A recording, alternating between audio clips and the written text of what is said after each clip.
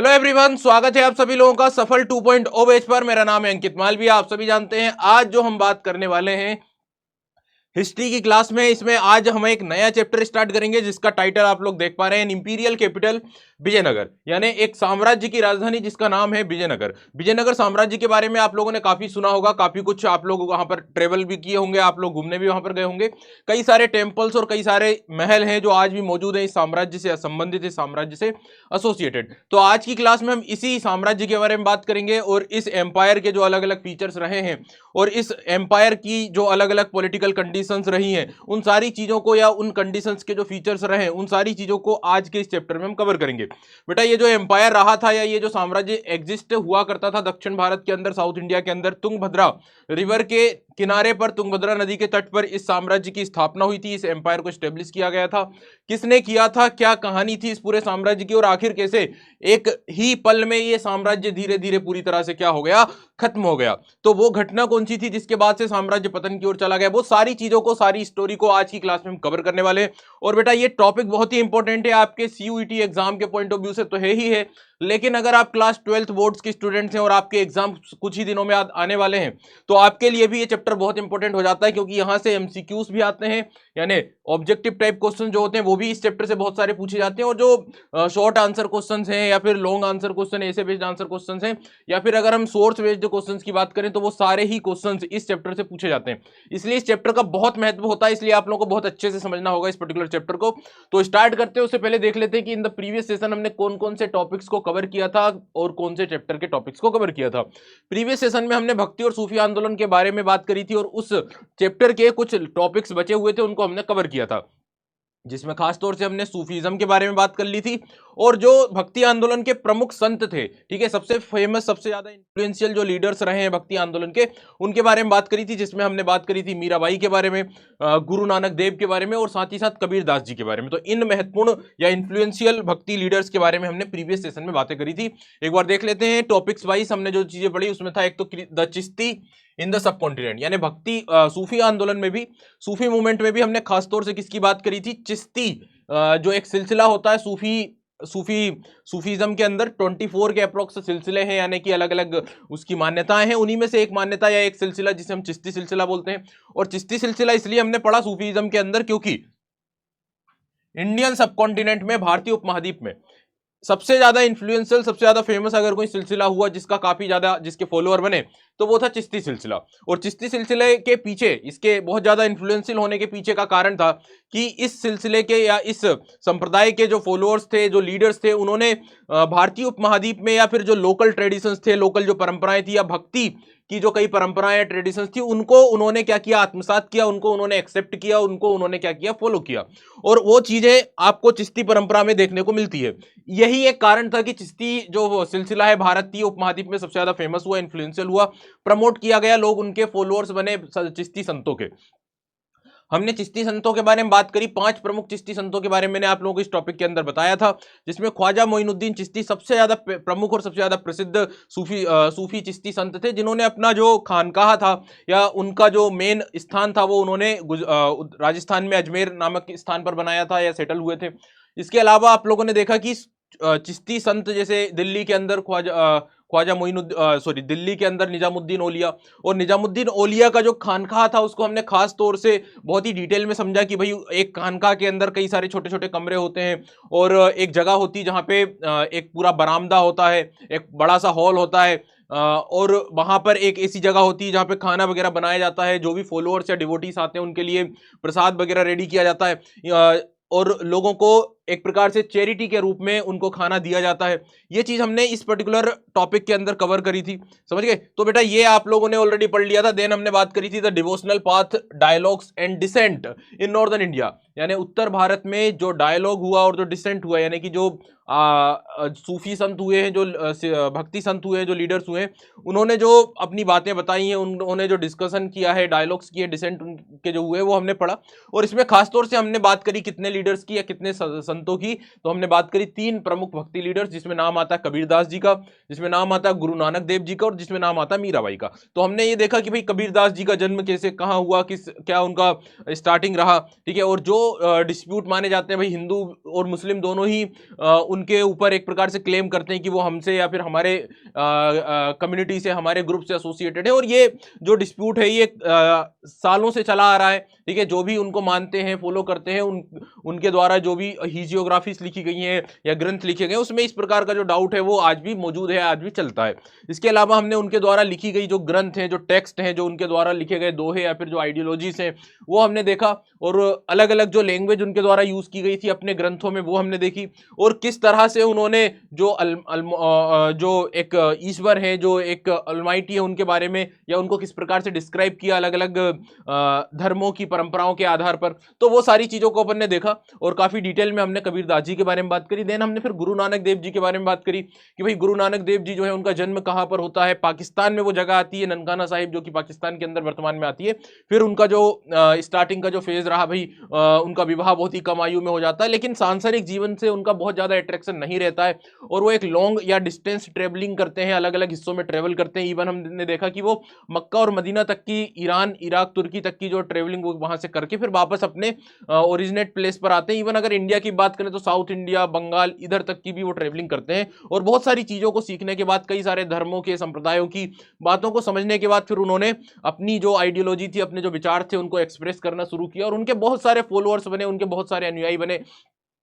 और उन्होंने जो कुछ भी लिखा था, जो कुछ भी बातें उन्होंने कंपाइल करी थी, उनको फिर उन्हीं के जो शिष्य हैं उन्होंने बाद में, या उनके बाद में जो सक्सेसर्स आए हैं, सिखिज्म के जो गुरु बने हैं, उन्होंने उन्हें कंपाइल किया, उन्हें लिखना शुरू किया, और उनके जो है ग्रंथ तैयार हुए।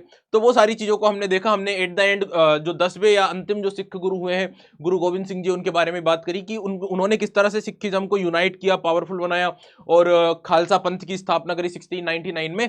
और 5 प्रमुख चीजें जो सिख धर्म की के लोगों की एक पहचान है या फिर मान्यता है, उनका प्रचलन स्टार्ट करवाया। ये सारी बातों को अपन ने यहाँ पे बात करी। और एट द एंड हमने एक पॉइंट ये भी देखा था कि भाई जो 10वें सिख गुरु थे, उन्होंने गुरु ग्रंथ साहिब नाम से जो ग्रंथ है उसको कंपाइल किया, जिसमें उन्होंने जो 90 सिख गुरु हुए हैं, और पहले जो सिख गुरु हुए, 5वें जो सिख गुरु हुए, सभी जो सिख गुरु हुए हैं उनके द्वारा कही गई जो बातें हैं उसको उसमें उन्होंने कंपाइल किया था। ये सारी बातों को अपन ने ऑलरेडी कवर कर लिया था। देन हम आते हैं आज जो हमें पढ़ना है।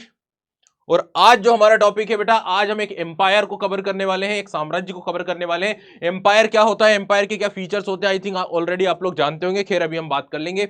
इस चैप्टर में हमें पढ़ना है सबसे पहले इंट्रोडक्शन, यानी कि इस चैप्टर के अंदर पढ़ना क्या है वो चीज हमें क्लियर हो जाएगी इंट्रोडक्शन के अंदर। ऑलरेडी आप लोगों को मैं बता चुका हूं कि एक एम्पायर है, एक साम्राज्य, और साम्राज्य तो है वो तो हम जानते हैं।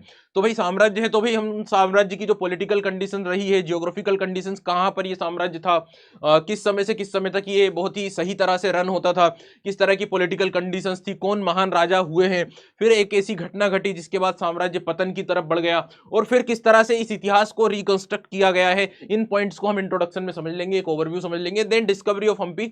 इस साम्राज्य को तो जैसे हम विजयनगर साम्राज्य के नाम से जानते हैं, लेकिन उस जगह को हम्पी भी कहा जाता है, या आज के समय उस जगह को हम्पी के नाम से जाना जाता है। उस साम्राज्य की राजधानी जो है वो हम्पी कहलाती है। देन राया, नायक और सुल्तान, यानी इस साम्राज्य की पूरी जो पॉलिटिकल कंडीशन है ना, वो हम यहां पर पढ़ लेंगे। यानी राजनीतिक स्थिति आप यहां पर पढ़ लोगे, जिसमें राय जो इस साम्राज्य के शासक होते हैं, जिन्हें राय कहा जाता है। लोकल ट्रेडिशंस में उन्हें नरपति यानी कि लोगों का स्वामी, ठीक है, लॉर्ड ऑफ द पब्लिक भी कहा जाता है। नायक, नायक मतलब होता है एक प्रकार से जो इस साम्राज्य के आर्म्ड लीडर हुआ करते थे, या सैन्य या आर्मी के कमांडर हुआ करते थे, उन्हें नायक कहा जाता है। और सुल्तान जो है वो विजयनगर साम्राज्य के कंटेम्प्रेरी या समकालीन जो दक्कन सल्तनतें थी, या फिर बहमनी सल्तनत जो थी, उनके जो सुल्तान होते थे, उन्हें सुल्तान कहा जाता था, ठीक है। और सुल्तान को लोकल ट्रेडिशंस में या विजयनगर की परंपराओं में उन्हें कहा जाता है अश्वपति। अश्वपति मतलब लॉर्ड ऑफ द हॉर्स, यानी घोड़ों का स्वामी। इस तरह से आप लोगों को कुछ टर्म्स है जो आप लोगों को ध्यान में रखना है। एट द एंड हम यहाँ पे बात करेंगे Vijayanagar the capital and its involves, यानी विजयनगर और उसकी राजधानी जो है और उसके आसपास के जो परिप्रदेश है उनको हमें यहाँ पर कवर करना है, ठीक है। इसमें हम विजयनगर की जो राजधानी है, वो जो लोकेशन है, साथ ही साथ जो वाटर रिसोर्सेज हैं उसको कवर करेंगे। वाटर रिसोर्सेज के अलावा जो फोर्टिफिकेशन किया गया है, जो किलेबंदी की गई है, उसके बारे में हम बात करेंगे, ठीक है। और जो अर्बन एरियाज है, जो शहरी क्षेत्र है, उसके बारे में बात करेंगे, ठीक है। चलिए तो कोशिश करते हैं कि जितने भी टॉपिक्स हैं उनको कवर कर लिया जाए। स्टार्ट करते हैं विद द इंट्रोडक्शन, यानी कि परिचय से। तो सबसे पहले हमारे सामने आ रहा है इंट्रोडक्शन वाला पार्ट। विजयनगर, जिसे सिटी ऑफ विक्ट्री भी कहा जाता है, यानी कि विजय का शहर, इस शब्द का मतलब ही आप लोग समझ जाते होंगे, समझ गए होंगे। Vijayanagar it means city of victory. इस शब्द का मतलब क्या होता है बेटा? इस शब्द का मतलब होता है city of victory.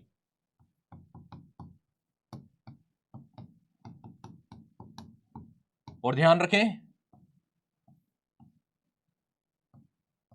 City of victory से, विक्ट्री शब्द से एक बात मुझे याद आई कि 16 ऑफ दिसंबर बहुत ही जल्दी आने वाला है, और 16 ऑफ दिसंबर के दिन, 16 दिसंबर के दिन भारतीय सेना को एक बहुत बड़ी विजय हुई थी, ठीक है। और उस विजय को की याद में, या उस मेमोरी की याद में हम विजय दिवस मनाते हैं। 1971 में वो घटना घटी थी, और उसके बाद से ही पूरे देश में उसी के बाद से विजय दिवस के रूप में सेलिब्रेट किया जाता है। भारतीय सेना का एक बहुत बड़ा अचीवमेंट था जो कि बांग्लादेश में हुआ था।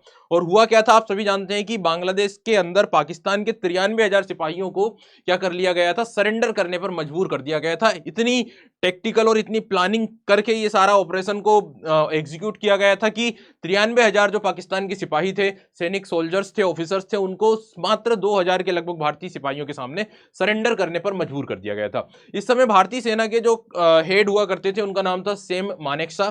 सेम मानेकशॉ के बारे में काफी कुछ चीजें आप लोगों ने सुनी होगी। उस समय पर वो भारतीय सेना के हेड थे, और वो भारतीय सेना के पहले फर्स्ट चीफ मार्शल के रूप में भी उन्हें सम्मानित किया गया था। मार्शल एक ऐसी पोस्ट होती है जो कभी रिटायर नहीं होते, ठीक है।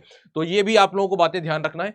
चलिए जी, तो यहां पर हम बात करें विजयनगर। विजयनगर का मतलब क्या होता है? सिटी ऑफ विक्ट्री, यानी कि विजय का शहर।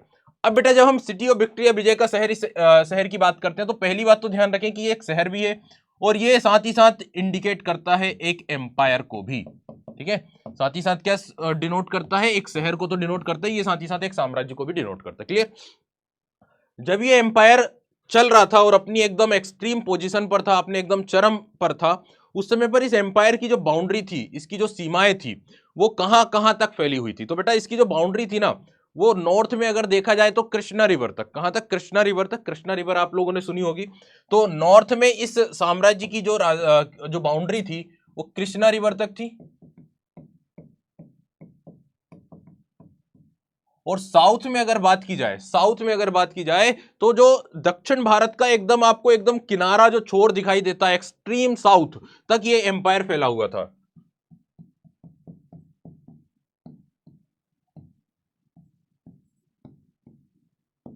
ठीक है। तो पहली बात तो ये विजयनगर, सिटी ऑफ विक्ट्री, इस एम्पायर का जो जब ये अपने चरम पर था, तब इस एम्पायर की जो बाउंड्री थी वो कृष्णा रिवर तक नॉर्थ में, और साउथ में एक्सट्रीम साउथ तक फैली हुई थी। ठीक है। इस साम्राज्य में अगर देखा जाए तो काफी कुछ हुआ, काफी सारे रूलर्स आए, काफी ज्यादा शासक आए, और लगभग 4 डायनेस्टी ने इस साम्राज्य के अंदर रूल किया। साम्राज्य की राजधानी ऑलरेडी आप लोग जानते हैं क्या है? विजयनगर। लेकिन एक घटना घटती है, एक इवेंट होता है, और उस इवेंट के बाद इस एम्पायर का क्या होता है? डिक्लाइन हो जाता है, पतन हो जाता है। और वो इवेंट जो है वो घटा था 1565, 1565, 1565 में घटना घटी थी, और उस इवेंट का नाम है बैटल ऑफ तालीकोटा। तालीकोटा का युद्ध, जिसे बन्नीहट्टी या राक्षसी तांगड़ी भी कहा जाता है। तो इस समय पर एक इवेंट होता है, इस समय पर एक घटना घटती है, जिसे क्या कहा जाता है? Battle of Talikota.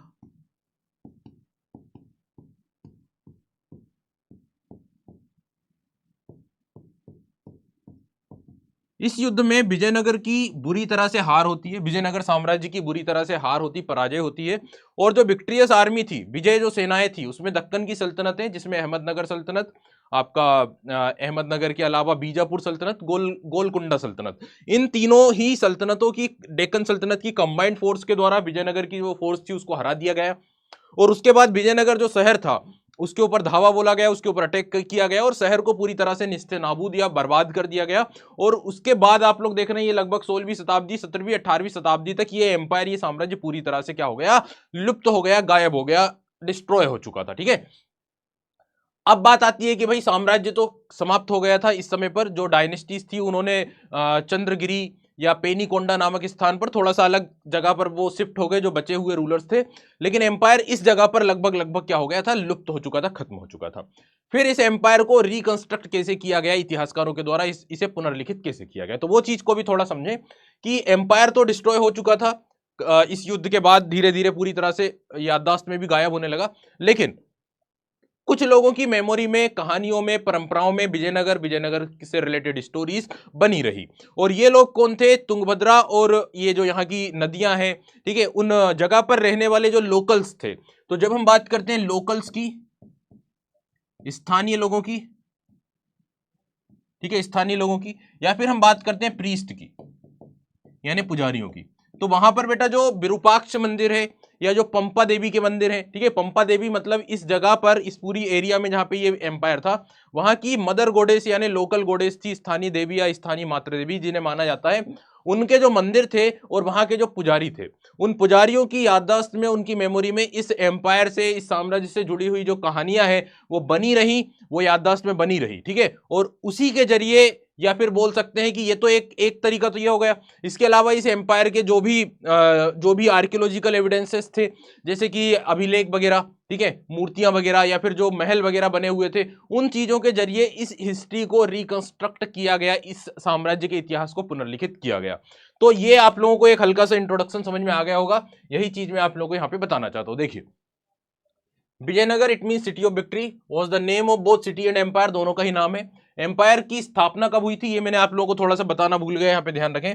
एम्पायर को स्टेब्लिश किया गया था इन द ईयर 1336, 1336 के लगभग इस एम्पायर को स्टेब्लिश किया गया था, यानी 14th सेंचुरी में। और किसने किया था वो मैं आगे आपको बताऊंगा। दो भाई हुआ करते थे जिन्हें हरिहर और बुक्का के नाम से जाना जाता है।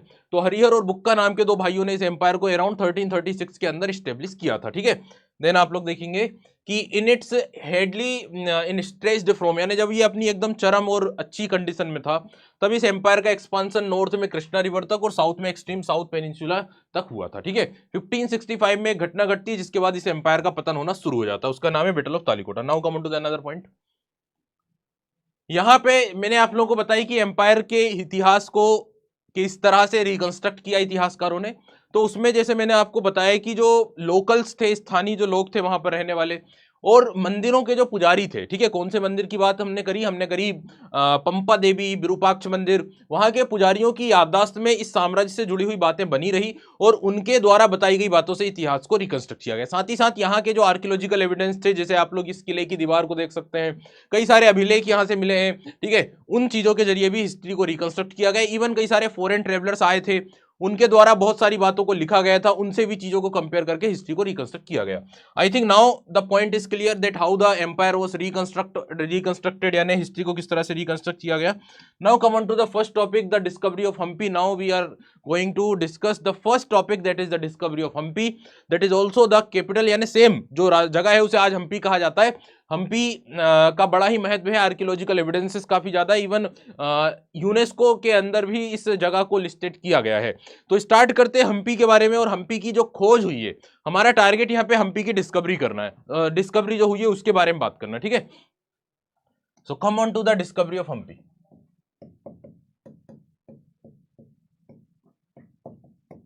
कई लोग हम्पी गए होंगे, कई लोगों ने हम्पी को देखा होगा, और बहुत ही फेमस, बहुत ही अच्छी जगह माना जाता है। इस जगह का हिस्टोरिकल इंपॉर्टेंस भी है और रिलीजियस इंपॉर्टेंस भी है, यानी धार्मिक महत्व भी है। धार्मिक महत्व कैसा है कि आप लोग जानते हो मंदिर तो बने हुए हैं ही यहाँ पर विजयनगर साम्राज्य से, लेकिन पौराणिक महत्व भी है, या बोल सकते हैं रामायण आप लोगों ने सुनी है, रामायण आप लोगों ने पढ़ी होगी, कहानी जानते हैं आप लोग रामायण की। तो रामायण के अंदर बाली और सुग्रीव नाम के जो बानर राज्य थे, उनके जो बानर राज्य थे जो वर्णन किया जाता है, उनका जो बानर राज्य था बेटा वो यहीं पर था, इस हम्पी वाली जगह पर, जो पूरी पहाड़ियां थी वहां पर उनके राज्य स्टेब्लिश थे, जिनको इन पहाड़ियों में प्रोटेक्शन मिला करती थी। तो इस लोकेशन का हिस्टोरिकल इंपॉर्टेंस जो विजयनगर का है वो तो है ही है, लेकिन जो रिलीजियस इंपॉर्टेंस है कि इस जगह को, इस लोकेशन को एक तरह से रामायण में वर्णित किया गया है, जिसमें ये बोला जा रहा है कि इस जगह पर हम बाली और सुग्रीव का बानर राज्य हुआ करता था, ठीक है। चलिए, so come on to the discovery of Hampi. भाई हम्पी की जो खोज हुई है वो किस तरह से हुई है, तो देखें कि अराउंड 1800, लगभग 1800 के अराउंड, एक ब्रिटिश ऑफिसर हुआ करता था ईस्ट इंडिया कंपनी का। ईस्ट इंडिया कंपनी यानी भारत में रूल करने वाली पहली British company, east India company का एक ऑफिसर जिसका नाम था कोलिन मैकेंजी। कोलिन मैकेंजी, तो ये जो कॉलिन मैकेंजी नाम का व्यक्ति था, ठीक है, कॉलिन मैकेंजी नाम का जो ब्रिटिश ऑफिसर था, ये उस लोकेशन पर जाता है, ठीक है, वहां के मैप बनाता है, वहां की चीजों को स्टडी करता है, ठीक है, बहुत अच्छे से इसने स्टडी किया, वहां के जो पैलेस थे, महल थे, ठीक है, जो जो चीजें उसको मिली उसको उसने स्टडी किया और पहला मैप भी उसने तैयार किया। जब आप कॉलिन मैकेंजी की बात करते हो ना बेटा, तो ये पर्सन जो था ब्रिटिश ऑफिसर तो था ही था, लेकिन साथ ही साथ ये एक इंजीनियर भी था, और ये सर्वे जो सर्वे ऑफ इंडिया ऑर्गेनाइजेशन है उसका पहला क्या बना था, सर्वेयर जनरल बना था। और ये जो सर्वे ऑफ इंडिया ऑर्गेनाइजेशन होती है, इसका काम होता है मानचित्र तैयार करना, मैप तैयार करना। तो ये पर्सन जो था कॉलिन मैकेंजी, एक ब्रिटिश ऑफिसर तो था, लेकिन इसके बारे में जैसे मैंने बताया कि इसका जन्म 1754 में हुआ था, और ये फेमस हुआ था एक इंजीनियर के रूप में, एक प्रकार से जो मैप बनाते हैं, मानचित्रकार जो होते हैं, उनके रूप में ये फेमस हुआ। इंडिया में जब ये आया तो इसने उन स्थानों को, जो हिस्टोरिकल इंपोर्टेंस के स्थान होते हैं, उनको उसने स्टडी किया। और स्टडी करने का कारण यह था कि भाई ब्रिटिश ईस्ट इंडिया कंपनी जो थी, इनका उद्देश्य था कि भारत के लोगों के ऊपर लंबा रूल करना चाहिए, अपने को अच्छे से रूल करना चाहिए, लंबा और स्ट्रॉन्ग रूल करना चाहिए।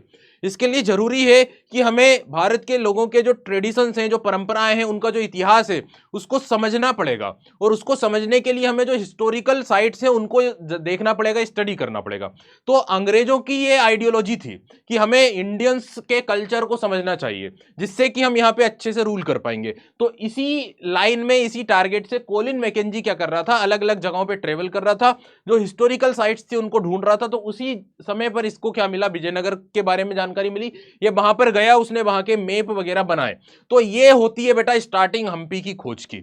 हम्पी की खोज में आपका पहला नाम किया जाता है कॉलिन मैकेंजी, जो 1800 के लगभग उस लोकेशन पर गया, उसने सबसे पहले मैप वगैरह बनाए, उस जगह को सबसे पहले स्टडी किया, ठीक है। 1800 की बात होगी। चलो आगे बढ़ते हैं। अब एक बार चीजें पता चल गई, इसके बाद आप लोग देखेंगे कि अराउंड 1854 या 1856 के अराउंड, 1856 के अराउंड क्या हुआ कि इस जगह के जो छाया चित्र होते हैं, छाया चित्र का मतलब फोटोग्राफ्स वगैरह, इस जगह के फोटोग्राफ्स लेने शुरू हुए।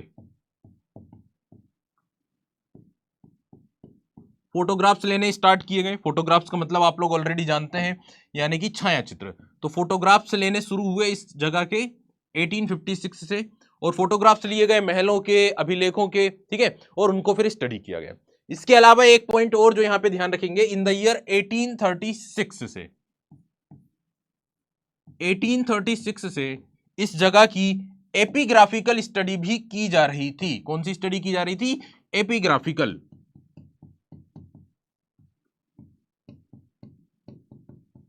एपिग्राफिकल स्टडी का मतलब क्या होता है भाई? अभिलेखों का अध्ययन। इस जगह के अभिलेखों को भी स्टडी किया जा रहा था 1836 से।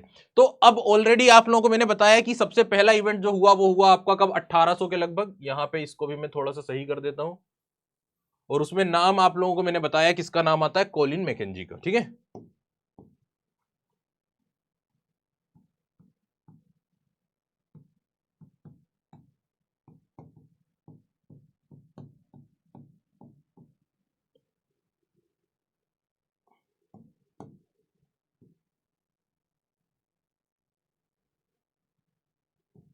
तो 1800 के लगभग ईस्ट इंडिया कंपनी के अभियंता, इंजीनियर, मानचित्रकार, सर्वेयर जनरल ऑफ इंडिया बने। उसके पहले सर्वे ऑफ इंडिया के पहले डायरेक्टर बने कॉलिन मैकेंजी। यहां पर गए और उसका टारगेट मैंने आपको बताया क्या उद्देश्य था। इन्होंने ये बातें भी बताई, कई सारी बातें इन्होंने कही, और इनका ये कहना था कि दक्षिण भारत में, साउथ इंडिया के अंदर जो एडमिनिस्ट्रेशन था, जो प्रशासन था, ईस्ट इंडिया कंपनी या ब्रिटिशर्स के आने से पहले बहुत ज्यादा अव्यवस्थित था, बहुत ज्यादा इरेगुलर था, और अंग्रेजों ने आने के बाद फिर उस जगह में प्रशासन को थोड़ा सा टाइट किया, थोड़ा सा सही किया, ऐसा इनका मानना है, ऐसा इनका कहना था, ठीक है।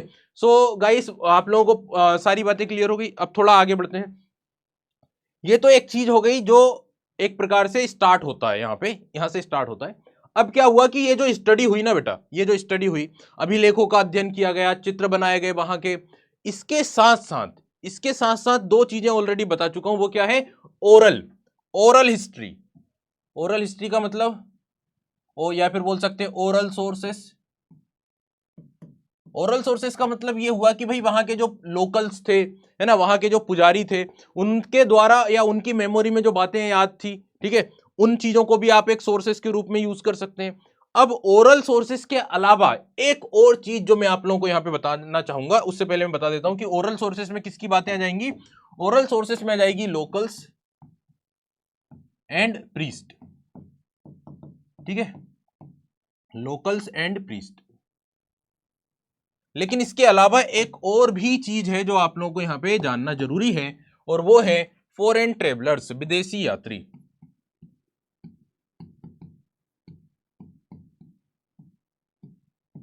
ठीक है, फॉरेन ट्रेवलर्स इट मींस विदेशी यात्री। तो भाई फॉरेन ट्रेवलर्स इस एम्पायर में आते रहे थे, ठीक है, हम्पी जो साम्राज्य था वहां पे फॉरेन ट्रेवलर्स आते रहे थे, और इन फॉरेन ट्रेवलर्स के द्वारा उस समय पर, इस समय पर नहीं, उस समय पर जब ये साम्राज्य रन हो रहा था, जब ये आए, उन जैसे कृष्णदेव राय हैं या फिर अलग अलग जो राजा हुए हैं साम्राज्य के, उनके समय पर ये फॉरेन ट्रेवलर्स आए। इन फॉरेन ट्रेवलर्स में जैसे कि अब्दुल रज्जाक हो गया है, निकोलस कोटी हो गया है, डोमिंगो पायस हो गया है, तो बहुत सारे फॉरेन ट्रेवलर्स आए, अलग अलग पुर्तगाल के, ब्रिटेन के, फ्रांस के। इन्होंने इस एम्पायर के बारे में काफी कुछ लिखा, काफी कुछ बताया, इस साम्राज्य की समृद्धि के बारे में, आर्किटेक्चर के बारे में अपने ग्रंथों में लिखा, और उन सोर्सेस को कंपेयर किया गया, उन सोर्सेस को कंपेयर किया गया इन सोर्सेस के साथ जो अभी अपन ने देखा 1856 1836 में जो स्टडी हुई, ठीक है, लोकल्स जो बोलते थे, उन सारी चीजों के साथ उसको कंपेयर करके फिर फाइनली इस इतिहास को रिकंस्ट्रक्ट किया गया। तो किस तरह से हम्पी की खोज हुई, किस तरह से हिस्ट्री को रिकंस्ट्रक्ट किया गया, वो सारी बातें मैंने आप लोगों को यहां पर बताई। देखिए अब यहां पर, so the ruins of Hampi were brought into light in 1800, और वो 1800 में कैसे प्रकाश में आए, तो हमने देखा कोलिन मैकेंजी, कोलिन मैकेंजी जो ईस्ट इंडिया कंपनी के इंजीनियर एंटीक्यूरन थे, है ना, और उनके बारे में और भी कुछ बातें मैंने बताई। Much of the initial information he received, अब ये व्यक्ति जो कोलिन मैकेंजी है, यहाँ के बारे में जो मोस्ट ऑफ द इंफॉर्मेशन इन्हें मिली है वो कैसे मिली है, विरूपाक्ष मंदिर और पंपा देवी के मंदिर के पुजारियों से, यानी ये एक प्रकार से ओरल हिस्ट्री हो गई, ओरल सोर्सेस हो गए, ठीक है। तो इनकी जो इनिशियल इंफॉर्मेशन रही, जो प्रारंभिक जानकारी रही, वो किसके ऊपर बेस्ड थी, उन पुजारियों की मेमोरी के ऊपर जो विरूपाक्ष टेम्पल और श्राइन ऑफ पंपा देवी जो है वहां के पुजारी थे। इसके बाद आप लोगों ने देखा कि 1856 से ही यहाँ की स्थानों के फोटोग्राफ्स लिए जा रहे थे, और फोटोग्राफ्स के जरिए स्टडी शुरू हो चुकी थी। इसके अलावा 1836 से यहाँ पे एपिग्राफिस्ट जो थे, यानी अभिलेख लेखों का अध्ययन करने वाले जो लोग थे, वो वहां पर अभिलेखों का अध्ययन कर रहे थे। डजन्स ऑफ इंस्क्रिप्शंस को उन्होंने स्टडी किया था हम्पी और आसपास के मंदिरों से ये जो अभिलेख मिले थे। तो बेटा ये बातें मैंने आपको बताई है। देन हम आगे बढ़ते हैं, और फिर जैसे अपन ने क्या कहा कि reconstruct the history of city and the empire, तो वो किस तरह से रिकंस्ट्रक्ट हुआ था, उसके लिए मैंने आपको बताया कि हिस्टोरियंस कोलेटेड इंफॉर्मेशन फ्रॉम, इतिहासकारों ने इन सूचनाओं को कंपेयर किया, उसकी तुलना करी, किस या उसको रीचेक किया, किसके साथ रीचेक किया, इन सोर्सेस को, तो जो फॉरेन ट्रेवलर्स आए थे इस एम्पायर में। और साथ ही साथ देखो, फॉरेन ट्रेवलर्स तो हो गया, एक चीज हो गई, लेकिन कुछ लोकल साहित्य भी तो होगा। फॉरेन ट्रेवलर्स का तो लिटरेचर है ही है, लेकिन लोकल भी लिटरेचर लिखा गया होगा, तेलुगु में, कन्नड़ में, मलयालम भाषा में, तमिल भाषा में। उन लोकल लिटरेचर के साथ में, फॉरेन ट्रेवलर्स के लिटरेचर के साथ में इन चीजों को कंपेयर किया गया, इनकी तुलना करके रीचेक किया गया। तो ये सारी की सारी आपकी क्या हो जाती है, डिस्कवरी ऑफ हम्पी का पार्ट हो जाता है। मुझे नहीं लग रहा है कि आप किसी को कोई डाउट बचा होगा, कोई भी क्वेश्चन यहां से आएगा तो अब आपका कभी भी गलत नहीं होगा। चलिए आगे बढ़ते हैं, come on to the another topic, आते हैं अगले टॉपिक के ऊपर। अगला टॉपिक क्या है, राय, नायक एंड सुल्तान। तो इन तीन चीजों के बारे में बात करेंगे, बहुत ही लेंथी टॉपिक होगा, राय, नायक और सुल्तान। सारा का सारा जो पॉलिटिकल कंडीशंस या पॉलिटी है जो इस एम्पायर की, वो यहां पे अपन डिस्कस कर लेंगे, ठीक है।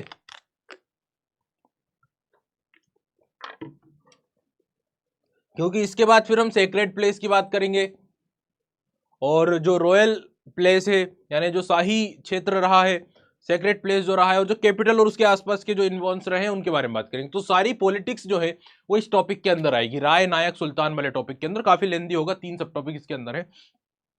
सबसे पहले यहाँ पे हम बात कर लेते हैं स्टेब्लिशमेंट ऑफ द एम्पायर, साम्राज्य की स्थापना के बारे में। कुछ बेसिक सी इन्फॉर्मेशन है, जैसे साम्राज्य की जो स्थापना से एसोसिएटेड है, जो भी हमें इन्फॉर्मेशन मिलती है, जो भी एक प्रकार से ट्रेडिशंस है, परंपराएं हैं, मान्यताएं हैं, वो ये बताती है कि इस एम्पायर को 1336 में, जब हम स्टेब्लिशमेंट की बात कर रहे हैं,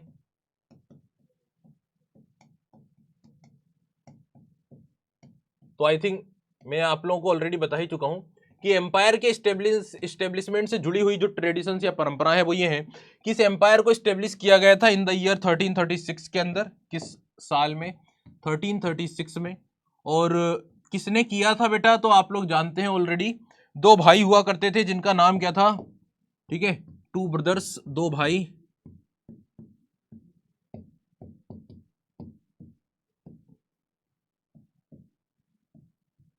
जिनके नाम थे हरिहर एंड बुक्का। ठीक है, हरिहर और बुक्का नाम के दो भाइयों के द्वारा इस एम्पायर को 1336 में स्टेब्लिश किया गया था। अब जो कहानी बताई जाती है, जो स्टोरी बताई जाती है इस एम्पायर को स्टेब्लिश होने के पीछे, वो थोड़ी सी अलग अलग है। आपको थोड़े से उसमें वेरिएशन देखने को मिल सकते हैं। कुछ कहानियां इस तरह पर, सबसे ज्यादा जो बेसिक और एक्सेप्टेड स्टोरी है वो ये है कि ये जो दोनों थे ना, हरिहर और बुक्का, इनके पिता का नाम था संगमा, और संगमा जो थे एक नायक थे, यानी एक आर्म्ड कमांडर थे, और ये भी सेनापति या फिर सेना के अधिकारी थे, ऑफिसर्स थे, हरिहर और बुक्का। और ये एक होयसल एम्पायर हुआ करता था दक्षिण भारत में, होयसल साम्राज्य। तो होयसल एम्पायर के जो राजा थे उन्हीं के कमांडर हुआ करते थे। कौन? हरिहर और बुक्का जो थे आर्म्ड कमांडर हुआ करते थे होयसल एम्पायर के राजा के। ठीक है, और इस बीच में जब ये उस साउथ इंडिया के अंदर सेनापति के रूप में काम कर रहे थे, आर्म्ड कमांडर के रूप में काम कर रहे थे, तब नॉर्थ इंडिया में, उत्तर भारत में दिल्ली सल्तनत चला कर रही थी। उसी समय पर, इसी एम्पायर के स्टेब्लिश होने से पहले, जब ये दोनों क्या थे, कमांडर हुआ करते थे, तब दिल्ली सल्तनत थी।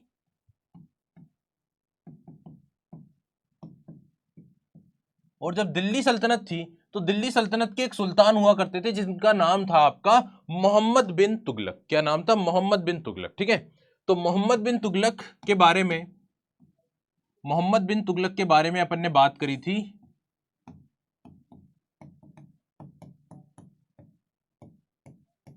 मोहम्मद बिन तुगलक के बारे में अपन ने बात करी थी, आई थिंक जो चैप्टर नंबर आपका 5 था, जिसमें हमने जो यात्री लोग भारत में आए थे उसमें मोरक्को का यात्री इब्न बतूता इन्हीं के दरबार में आया था, तब हमने बात करी थी मोहम्मद बिन तुगलक की।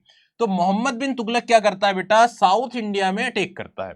और जब ये साउथ इंडिया में अटैक करता है मोहम्मद बिन तुगलक, तो इसकी सेना क्या करती है? इन दोनों को अरेस्ट कर लेती है, हरिहर और बुक्का को, और अरेस्ट करके इन्हें दिल्ली ले जाया जाता है। दोनों को दिल्ली ले जाने के बाद उनका कन्वर्जन हो जाता है, यानी कि वो इस्लाम रिलीजन को उन्हें एक्सेप्ट करना पड़ता है, और उन्हें कैद कर लिया जाता है। लेकिन ये काफी ज्यादा स्किल्ड थे, काफी ज्यादा योग्य थे, और अपनी चालाकी, अपनी स्किलनेस की वजह से इन्हें दिल्ली सल्तनत के सेना में या फिर वहां के प्रशासन में इन्हें काम पर लगा लिया जाता है। ये वहां पर वर्क करना स्टार्ट कर देते हैं, काम करना शुरू कर देते हैं। लेकिन जब दिल्ली सल्तनत थी और साउथ इंडिया पर दिल्ली सल्तनत का कंट्रोल हो चुका था, लेकिन साउथ इंडिया में बार बार रिवोल्ट होते थे, बार बार विद्रोह होते थे।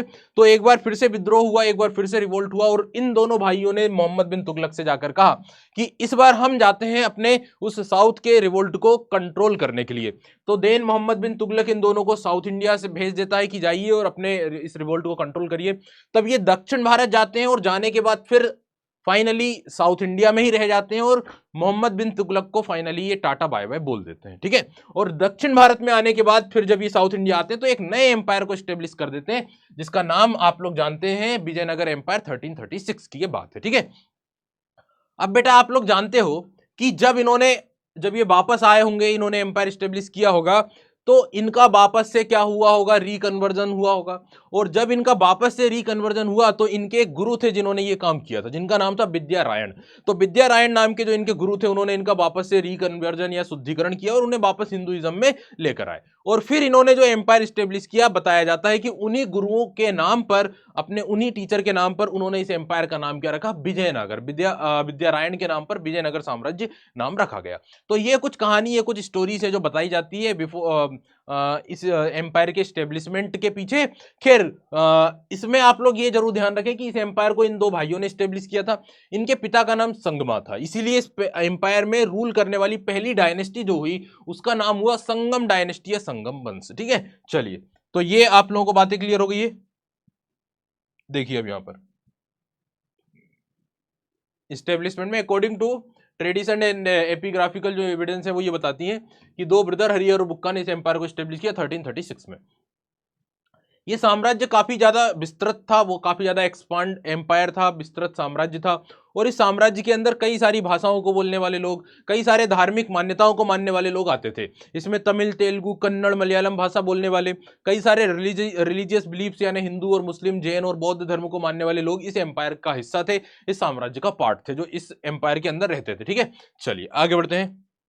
Now come on to the another point, we have the another sorry, इसी के अंदर हम देखेंगे conflict interactions with neighbouring states. ठीक है, देखिए भाई, मैंने आपको कुछ बेसिक इंफॉर्मेशन तो बताई।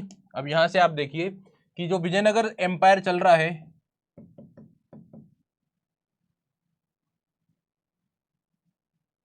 इस एम्पायर के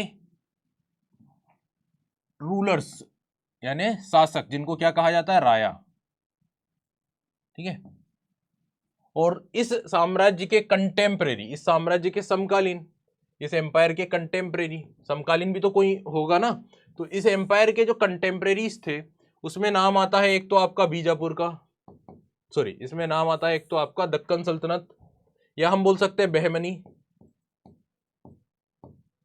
और बहमनी सल्तनत के डिक्लाइनेशन के बाद, उसके डिसॉल्व होने के बाद जो एम्पायर बना या फिर जो हिस्सा बना उसको हम बोलते हैं दक्कन सल्तनत।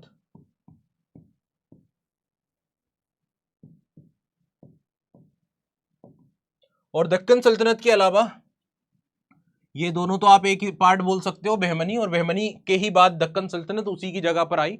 और इसके अलावा एक और जो है वो है आपका गजापति किंगडम, ठीक है, जो उड़ीसा में रूल किया करते थे, गजापति। तो बेटा जब ये विजयनगर चल रहा था तो इनके कंटेम्परेरी, इनके जो राइवल थे वो ये थे, ठीक है, इनके राइवल्स जो थे वो ये थे, जिसमें मैंने आप लोगों को नाम बताया। और इनके बीच में इंटरेक्शन होता था। अब इंटरेक्शन का मतलब पॉजिटिव और नेगेटिव दोनों होगा। इनके बीच में आपस में संघर्ष भी होंगे, यानी कॉन्फ्लिक्ट भी होंगे, और इंटरेक्शन होगा तो पॉलिटिकल रिलेशनशिप भी होगा, कोऑपरेशन भी होगा, व्यापार ट्रेड भी होगा। तो दोनों चीजें इनके बीच में होती थी। और इनके बीच में जो कॉन्फ्लिक्ट होते थे ना, इन दोनों के बीच में, विजयनगर साम्राज्य के जो राजा है और कंटेम्परेरी जो है आपके बहमनी, दक्कन और गजापति, इनके बीच में जो संघर्ष होता था उसको मैं यहाँ पे आपको बता देता हूं कि उसके पीछे के कारण क्या थे, कॉन्फ्लिक्ट होने के पीछे के कारण क्या थे। बेटा कॉन्फ्लिक्ट जो होता था उसके पीछे का कारण था कि यहाँ का जो फर्टाइल एरिया है, ठीक है, फर्टाइल जो एरिया है उसके ऊपर कंट्रोल करने के पीछे,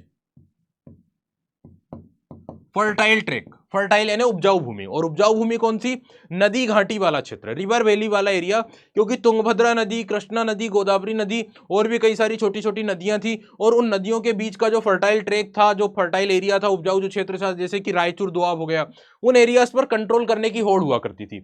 विजयनगर के शासक चाहते थे कि उस पर अपना कंट्रोल हो, और ये जो सल्तनत के रूलर्स हैं वो चाहते थे उनका कंट्रोल हो। इसके अलावा एक और भी वजह थी संघर्षों की, युद्ध की, और वो थी कि जो ट्रेड है, जो व्यापार है, उस पर कंट्रोल होना चाहिए, क्योंकि व्यापार से बहुत सारे जो संसाधन है या फिर रेवेन्यू है वो प्राप्त होता है।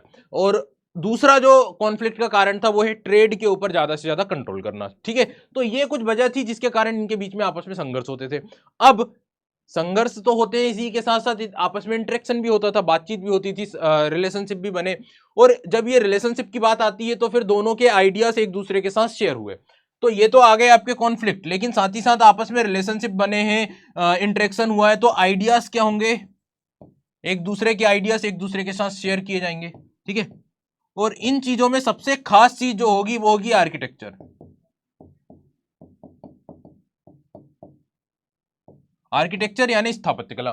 तो विजयनगर के शासकों ने या विजयनगर ने जो बहमनी सल्तनत या दक्कन सल्तनत की जो स्थापत्य कला थी उसको काफी ज्यादा क्या किया, एडमायर किया, उसको एक्सेप्ट किया, उसको अपनाया, और अपनी उसको एक प्रकार से ऊंचाइयों पर लेकर गए। उन्होंने उस स्थापत्य कला के अनुसार अपने अपने साम्राज्य में भी काम किए, ठीक है। तो ये बेटा आप लोग थोड़ी सी चीजों को ध्यान रखेंगे। आगे बढ़ते हैं। Now come to the another point, Rayas carried old traditions of this region. जैसे मैंने आपको बताया ना कि विजयनगर के शासकों ने दक्कन सल्तनत की जो स्थापत्य कला उसको तो अपनाया ही अपनाया, लेकिन थोड़ा सा यहाँ पे आपको बात बताई जा रही है कि पुरानी जो परंपराएं थी उनको भी अपनाया। कैसे, अब इस चीज को समझाता हूं। देखिए, जिस जगह पर विजयनगर एम्पायर स्टेब्लिश हुआ है, जिस जगह पर विजयनगर एम्पायर स्टेब्लिश हुआ, उसी रीजन पर, सेम रीजन पर पास्ट में, अतीत में कई सारे ओल्ड एम्पायर्स हुआ करते थे, कई सारे पावरफुल एम्पायर वहां पर ऑलरेडी रन हो चुके थे, ठीक है। ओल्ड एम्पायर कौन से, जैसे कि चोला, ठीक है, पल्लव, चालुक्य,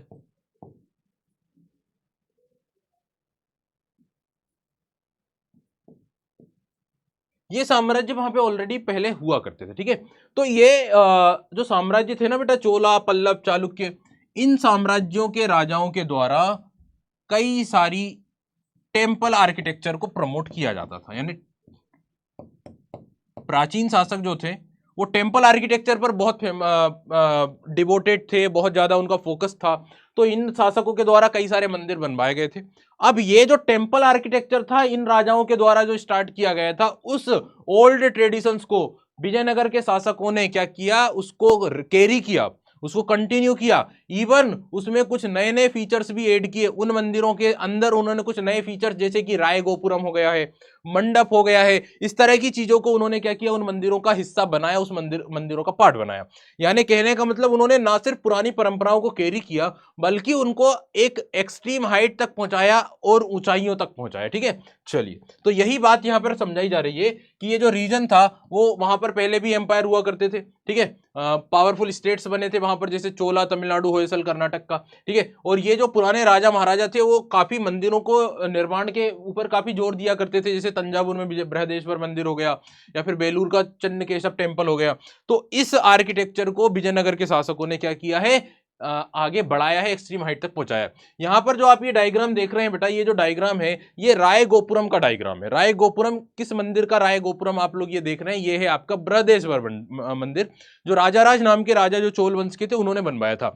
अब ये क्या होता है, राय गोपुरम मंदिर जैसे आप लोग जानते हो मंदिर का एक मीनार होता है, एक उसका मेन गेट होता है। तो ये जो एंट्रेंस होता है टेम्पल का, दक्षिण भारत के मंदिरों में ये आपको विशेषता मिलेगी कि जो मेन श्राइन है, सेंट्रल श्राइन है, वहां पे तो आपको एक ऊंची मीनार बनती है, लेकिन उसके आसपास बाउंड्री वॉल होती है, फिर एक आपको एंट्रेंस बनते हैं। तो वो जो एंट्रेंस होता है वहां पे एक बहुत ही सुंदर सा इस तरह का आर्किटेक्चर बनाया जाता है, जहां पे देवी देवताओं की मूर्तियां आप लोग देख सकते हैं, काफी ज्यादा उसको सुंदर डेकोरेट किया जाता है।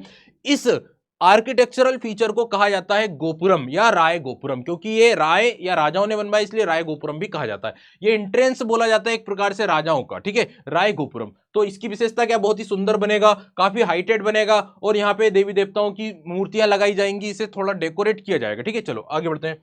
Now move on to the another point. We have the another topic, another subtopic, king and traders. तो अब हमारा जो मुद्दा है बात करने का वो है राजा और व्यापारी। ठीक है, किंग एंड ट्रेडर्स। इसमें भी खास तौर से बात होगी हॉर्स ट्रेडिंग की। ठीक है, यानी घोड़ों का व्यापार। देखिए जी, सॉरी,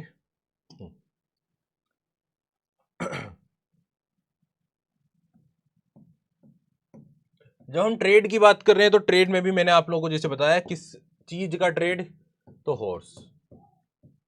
अब इसका पूरा बैकग्राउंड बता देता हूं। देखिए, विजयनगर का साम्राज्य चल रहा है और उस साम्राज्य के कंटेम्प्रेरी में डेक्कन सल्तनतें हैं, बहमनी सल्तनत है, और उड़ीसा का गजापति किंगडम भी है। ठीक है, कंटिन्यूअसली इन एम्पायर्स में, इन स्टेट्स में वॉरफेयर्स हुआ करते थे। कंटिन्यूअसली आपस में क्या थे, वॉर्स हुआ करते थे, संघर्ष हुआ करते थे। और जब ये वॉर्स होते थे ना बेटा, तो इन वॉर्स में उस पार्टी का पलड़ा भारी माना जाता था जिसके पास में केवलरियस आर्मी हुआ करती थी। केवलरियस आर्मी का मतलब है घुड़सवार सेना, समझ गए? तो उस ग्रुप का, उस पार्टी का वर्चस्व होगा, उसको ज्यादा पावरफुल माना जाएगा जिसकी आर्मी में, जिसकी सेना में कौन शामिल है, केवलरी। केवलरी यानी घुड़सवार सेना। अगर केवलरियस आर्मी उसकी सेना का पार्ट है, घुड़सवार सेना अगर उसकी सेना का पार्ट है, तो उसका पलड़ा क्या माना जाएगा, भारी माना जाएगा। तो अब आप लोग समझ चुके हो कि इंपॉर्टेंस किसका है भाई, यहां पर हॉर्स का इंपॉर्टेंस है, घोड़ों का काफी महत्व है। अब घोड़ों का महत्व है तो घोड़े इंडिया में तो ज्यादा नहीं पाए जाते थे। इंडिया में तो जो युद्ध होते थे उसमें हाथियों का महत्व हुआ करता था, एलिफेंट्स के साथ हिंदू शासक लड़ा करते थे। और जब इस्लामिक रूलर्स आए तो ऐसा माना जाता है, इतिहासकारों के द्वारा बताया जाता है कि हिंदुस्तान के शासकों की हार की वजह थी हाथियों के ऊपर उनका लड़ना, क्योंकि जब इस्लामिक रूलर्स आए तो उन्होंने घोड़ों के सहारे युद्ध लड़ा, घोड़ों पर बैठकर युद्ध लड़ा, जो काफी फुर्तीले हुआ करते हैं, काफी ज्यादा चुस्त दुरुस्त हुआ करते हैं। जबकि हाथी जो है वो बहुत ही धीरे धीरे स्लो युद्ध में पार्टिसिपेट करते। तो अब टेक्निक्स जो थी बदल चुकी थी युद्ध की, युद्ध में घोड़ों का महत्व बढ़ चुका था। तो विजयनगर के शासक ये चाहते थे कि उनके पास घोड़े हों सेना के लिए। तो अब घोड़े आते कहां से थे भाई? घोड़ों का जो व्यापार किया जाता था, इसमें मेनली जो व्यापार करते थे वो करते थे आपके अरब ट्रेडर्स। कौन लोग? अरब के व्यापारी। ठीक है, अरब के व्यापारी, इसके अलावा ईरानी और अरबी जो लोग थे वो हॉर्स की ट्रेडिंग किया करते थे या घोड़े लाया करते थे आपके वेस्टर्न कोस्ट पर, यानी पश्चिम के तटों पर ये लेकर आते थे, ठीक है। फिर इन्हें जो लोकल व्यापारी है वो उनको खरीदते थे, जिन्हें कुदराई कहा जाता है लोकल लैंग्वेज में, और वो खरीद कर फिर उसको डिस्ट्रीब्यूट किया करते थे राजाओं में या अलग अलग लोगों को, वो फिर बेचते थे, ठीक है। तो इस तरह से ये पूरा हॉर्स का ट्रेड चला करता था। और हॉर्स का ट्रेड काफी महत्वपूर्ण इसलिए था क्योंकि सेना में उनकी बहुत ज्यादा जरूरत थी। घुड़सवारी, जो घुड़सवार सेना थी, कैवेलरियस जो आर्मी थी, उसका काफी ज्यादा इंपॉर्टेंस यहां पर बन चुका था।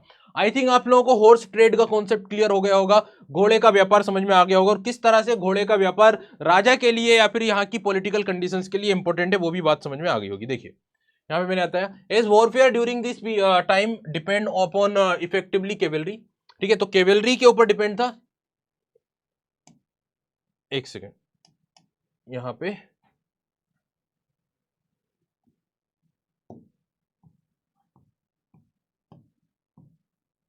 ठीक है कैवेलरी के ऊपर डिपेंड था। और the important of horse from Arabia and central Asia, कहां से आते थे? तो अरब से और सेंट्रल एशिया से आते थे, ठीक है। और for rival kingdoms this trade was initially controlled by the Arab traders, इसको कंट्रोल करते थे। फिर जो लोकल मर्चेंट्स है, जिसे मैंने बताया आपको कुदराऊ जिन्हें कहा जाता था, वो इन्हें क्या करते थे, कुदराऊ चेटी, फिर उनको मिलते थे और फिर वो इस ट्रेड में पार्टिसिपेट करेंगे और फिर एक्सचेंज उसको डिस्ट्रीब्यूट करेंगे, ठीक है। एक सेकेंड, ये वाली बात आपको समझ में आ गई। अब ये तो हो गया, एक पॉइंट हो गया। अब आगे की जो कहानी है वो भी बता देता हूं। देखिए हॉर्स ट्रेडिंग करने वाले जो थे वो तो आपके हो गए कौन, अरेबियंस, ईरानियंस जो हॉर्स का ट्रेड करते थे। हॉर्स का इंपॉर्टेंस था, ये बात आप लोग समझ गए हैं। कई सारे इतिहास में हॉर्सेस हुए हैं, जैसे कि महाराणा प्रताप का हॉर्स, जिसको चेतक के नाम से जाना जाता है, वो एक ईरानी मूल का घोड़ा था, ब्लू कलर का, नीले कलर का। बट नाउ अब अपन अगर जैसे बात करते हैं यहां पर, तो हॉर्स के अलावा या इस ट्रेड की जब हम बात करते हैं, व्यापार की जब हम बात करते हैं, अभी अभी तक ट्रेड में किसका इन्फ्लुएंस था? अरेबियंस का। अरब सागर ही उनके नाम पर, उस सागर का नाम ही अरब सागर हो गया था, पूरा व्यापार ही वही लोग करते थे। लेकिन जैसे ही आपकी 15वीं शताब्दी का अंत होता है, जैसे ही 15th सेंचुरी लगभग लगभग एंड पीरियड में आती है, उस समय पर कुछ नए लोगों की एंट्री होती है इस ट्रेड में। कुछ नए लोग आ जाते हैं व्यापार में, और ये जो नए लोग आ रहे हैं ना बेटा, इनका नाम है पोर्तुगीज। तो अब व्यापार में कुछ नए लोगों की एंट्री हुई, और ये नए लोग जो थे वो आपके थे यूरोपियंस। और यूरोपियंस में कौन? पोर्तुगीज। पोर्तुगीज आते हैं, और वो जो अरेबियंस का पूरा होल्ड था वो धीरे धीरे शिफ्ट हो जाता है। पोर्तुगीज उनको बाईपास कर देते हैं, और उनको हराकर पूरे व्यापार पर किसका कंट्रोल हो जाता है? पुर्तगालियों का। तो जिसे अरब सागर कहा जाता है, कुछ समय के लिए उसे पुर्तगाली सागर भी कहा जाने लग गया था, इतना ज्यादा उन्होंने अपना वर्चस्व बना लिया था हिंद महासागर के ऊपर। खैर, तो पोर्तुगीज आते हैं। अब पोर्तुगीज आए, ट्रेड के ऊपर उनका कंट्रोल हुआ। आप सभी जानते हैं 1498 में क्या हुआ था, 1498 में कौन आया था? पुर्तगाली यात्री जिसका नाम था Vasco D gamma. Vasco D gamma आया, उसने ईस्टर्न कोस्ट के ऊपर, ये जो पुर्तगाली आ रहे हैं, सॉरी वेस्टर्न कोस्ट के ऊपर, उन्होंने कुछ जगहों पर अपने सामरिक या अपने टेक्टिकल पोजीशन सेटअप करे, ठीक है, अपनी व्यापारिक फैक्ट्रियां स्टेब्लिश करी। ये लोग आए, इन्होंने अपने सेटअप बनाने स्टेब्लिश कर लिया। अब बात यह है कि इनका महत्व क्यों था, इनका इंपॉर्टेंस क्यों था? तो इनके इंपॉर्टेंस के पीछे का कारण था कि इनके पास और भी ज्यादा पावरफुल आर्म्ड स्किल थी। सेना के लिए इनके पास और भी खतरनाक चीज थी जिसके कारण इनका महत्व था, और वो थी बंदूकें। इनके पास थे मस्केट यानी बंदूकें। ये बंदूक की तकनीक लेकर आए, टेक्निक लेकर आए, यानी युद्ध में इनके पास एक खास चीज थी, और वो थी बंदूक, गोला बारूद वगैरह ये जानते थे, चलाते थे। तो अब राजाओं ने इनको ज्यादा तरजीह दी, इनको ज्यादा महत्व दिया। भाई अरेबियंस तो हो गए, लेकिन अब इनका भी इंपोर्टेंस बढ़ गया, ठीक है। ऊपर से ये और भी कई चीजों का व्यापार करते थे, और विजयनगर जो था वो अपने आप में काफी समृद्ध था। वहां के मार्केट काफी ज्यादा जो है भरे हुए थे मटेरियल्स से। उसमें वस्त्र यानी आपका टेक्सटाइल्स भी हैं, प्रीसियस स्टोन्स वगैरह भी वहां पे प्रोड्यूस होते थे, ठीक है। और भी कई सारी चीजों के कारण, जैसे ज्वेलरी वगैरह हो गई, उन चीजों के कारण विजयनगर काफी फेमस था। तो विजयनगर के लोग व्यापार करना चाहते थे और महंगी चीजों को खरीदना चाहते थे, और ये चीजें पुर्तगाली अच्छे से कर सकते थे। तो पुर्तगालियों के साथ व्यापार ज्यादा अच्छे से हो रहा था, और साथ ही साथ सेना में भी उनका काफी ज्यादा खतरनाक चीज वो लेकर आए थे। तो अब ये जो यहाँ की पॉलिटिकल कंडीशन थी, उसमें पुर्तगालियों का काफी ज्यादा रोल होने वाला था, या उनका महत्व बढ़ने वाला था। देखिए यहाँ पे जो हमने बात करी किसकी, फ्रॉम न्यू ट्रेडर्स फ्रॉम 1498, 1498 में नए यात्री आए, ठीक है, from 1498। Other actors appeared in the scene, इस सीन में एक नए लोग आते हैं, नए एक्टर्स आते हैं, और ये हैं आपके पुर्तगाली। वेस्ट कोस्ट पर ये अपने कुछ टैक्टिक्स बना लेते हैं, अपने कुछ पोस्ट बना लेते हैं। देयर सुपीरियर मिलिट्री, इनकी सेना में जो सुपीरियरिटी है उसका कारण क्या है? मिलिट्री टेक्नोलॉजी और स्पेशली यूज ऑफ मस्केट्स यानी बंदूकों का यूज करना, ये जानते हैं, ठीक है। Enabled them to became important players in the tangled politics of this period, यानी इस समय की जो उलझी हुई राजनीति थी उसमें इनका महत्व काफी ज्यादा बढ़ने वाला था, ठीक है। चलो आगे बढ़ते हैं। अब जैसे मैंने कहा कि भाई Vijayanagar was also noted for its market, Vijayanagar भी अपने मार्केट के लिए फेमस था। यहाँ पर भी कई प्रकार की चीजें मार्केट में हुआ करती थी, डील हुआ करती थी, जैसे टेक्सटाइल है, स्पाइस यानी मसाले के लिए फेमस था, और प्रीसियस स्टोन्स के लिए फेमस था। यहाँ के जो लोग थे, जो वेलफेयर रिच लोग थे, वो महंगी महंगी चीजों को खरीदना चाहते थे, उनकी डिमांड हुआ करती थी अच्छी अच्छी चीजों की। और बेसिकली इस तरह के जो समृद्ध शहर है उनमें व्यापार एक प्रकार से क्या हो जाता है? स्टेटस सिंबल बन जाता है, स्टेटस का सिंबल बन जाता है, ठीक है। So wealthy population demanding high valued exotic goods, specially precious stones and jewellery. I think now the kings and traders वाला टॉपिक आप लोगों को हल्का हल्का समझ में आ गया होगा। तो अब तो आप लोगों के लिए इतना ही समझना काफी हो गया है कि भाई यहाँ पे हमने क्या क्या चीजें पढ़ ली हैं। पुर्तगालियों के बारे में थोड़ा सा ध्यान रखें, अरेबियंस या हॉर्स के ट्रेड के बारे में आपको थोड़ा सा ऑब्जेक्टिव्स ध्यान रखना। आते हैं आगे और बढ़ते हैं अगले टॉपिक के ऊपर, सब टॉपिक के ऊपर, sorry, the apogee and decline of the empire, यानी साम्राज्य का चरम और साम्राज्य का पतन। तो यहाँ पे दो मुद्दों की बात करेंगे, एक तो साम्राज्य के चरम की बात करेंगे और साम्राज्य के पतन की बात करेंगे, मेन वही होगा मुद्दा। लेकिन जब हम चरम की बात करते हैं ना, एक्सट्रीम की, तो उसमें आपका नाम आता है किसका? कृष्णदेव राय, जिनके समय पर साम्राज्य सबसे ज्यादा सॉलिड कंडीशन पर पहुंचा। और जब हम पतन की बात करते हैं तो वो घटना भी आपको पता है 1565 की, जिसको हम बोलते हैं तालीकोटा। यानी दो घटनाओं को या दो चीजों को हमें यहाँ पे बहुत अच्छे से पढ़ना है, ठीक है।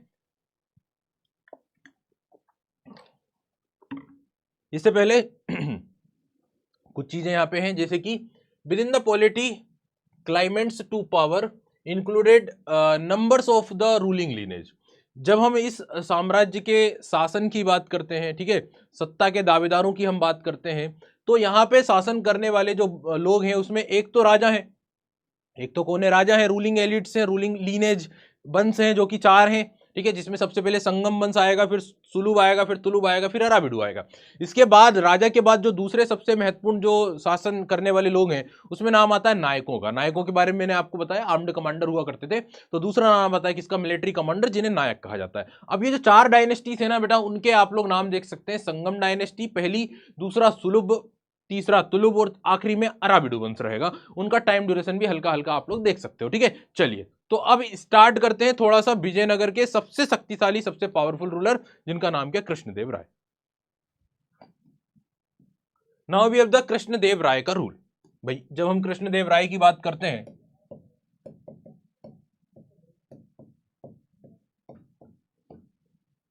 तो पहली बात तो ध्यान रखेंगे कि इनका शासनकाल 1509 से 1529 तक रहा। ये जब रूल कर रहे हैं तो इनके समकालीन में दिल्ली सल्तनत भी है, दिल्ली सल्तनत का शासन चल रहा है। और आखिरी जो सल्तनत, दिल्ली सल्तनत के शासक थे आपके जो तुगलक भी नहीं, लोधी वंश के इब्राहिम लोधी, उनका साम्राज्य खत्म हुआ इनके सामने और एक नया एम्पायर स्टेब्लिश हुआ जिसका नाम था मुगल वंश। तो मुगल वंश में कौन आया? बाबर आया। बाबर ने मुगल वंश की स्थापना करी। तो कृष्णदेव राय के समय पर ही दिल्ली सल्तनत का पतन होता है, अंत होता है, और मुगल वंश की स्थापना भी होती है। बाबर मुगल वंश को स्टेब्लिश करता। बाबर ने एक बुक भी लिखी है जिसका नाम है तुजुके बाबरी। उस तुजुके बाबरी के अंदर उन्होंने कृष्णदेव राय को भारत का सबसे शक्तिशाली शासक कहा है और विजयनगर को सबसे पावरफुल एम्पायर कहा है, ठीक है। किसने? बाबर ने। इवन अगर हम बात करते हैं कृष्णदेव राय की, ये एक अच्छे आर्म्ड कमांडर थे। इन्होंने काफी ज्यादा विक्ट्रियस कैंपेन किए हैं, इन्होंने बहुत अच्छी तरीके से एडमिनिस्ट्रेशन किया है, एक अच्छे एडमिनिस्ट्रेटर भी हैं। इसके अलावा आप लोग देखें कि he was also famous for his literary work, ये अपने साहित्यिक कार्यों के लिए भी फेमस है। इन्होंने तमिल में और संस्कृत में कुछ तेलुगु में और संस्कृत में कुछ ग्रंथ लिखे हैं। अगर हम इनके ग्रंथों की बात करें तो आमुक्त माल्यदा जो तेलुगु भाषा में लिखा गया इनका एक ग्रंथ है, ठीक है। इसके अलावा जाम्बती कल्याणम जो संस्कृत में लिखा गया इनके द्वारा एक ग्रंथ है, ठीक है। इनके दरबार में तेलुगु भाषा के कवि रहा करते थे, पोएट रहा करते थे, जिन्हें अष्ट प्रधान कहा जाता है, यानी 8 तेलुगु कवियों का एक ग्रुप जिसे क्या कहा जाता है अष्टप्रधान, इनके ही दरबार में रहा करता था। इनके दरबार के एक बहुत ही बड़े एक सहायक थे, एडवाइजर थे, जिनका तेनालीराम के नाम से जाना जाता है। जैसे अकबर के समय पर तानसेन उसी के साथ आप समझ सकते हैं, कंपेयर कर सकते हैं। तेनालीराम कृष्णदेव राय के एक सहयोगी थे। कृष्णदेव राय के बारे में बहुत सारी बातें बताई मैंने। अब आप लोग देखेंगे कि जब इनका ये रूल चल रहा है, इनका जो शासन चल रहा है ना। अच्छा, ये कौन से वंश के हैं बेटा, ये भी ध्यान रखना, ये हैं आपके तुलुब वंश के। कौन से वंश के? तुलुब। तुलुब वंश से ये संबंधित है, ठीक है। तो ये वाली बात भी आपको हल्की सी थोड़ी सी ध्यान रखना है। ही बिलोंग्ड टू द तुलुब डायनेस्टी, ठीक है। सुलुब डायनेस्टी के बाद तुलुब डायनेस्टी आई थी।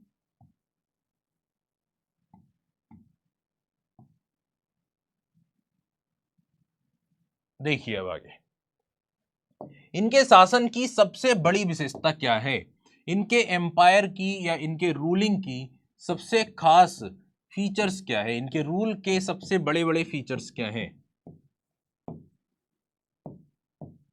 एक तो एम्पायर का एक्सपांसन, और दूसरा कंसोलिडेशन।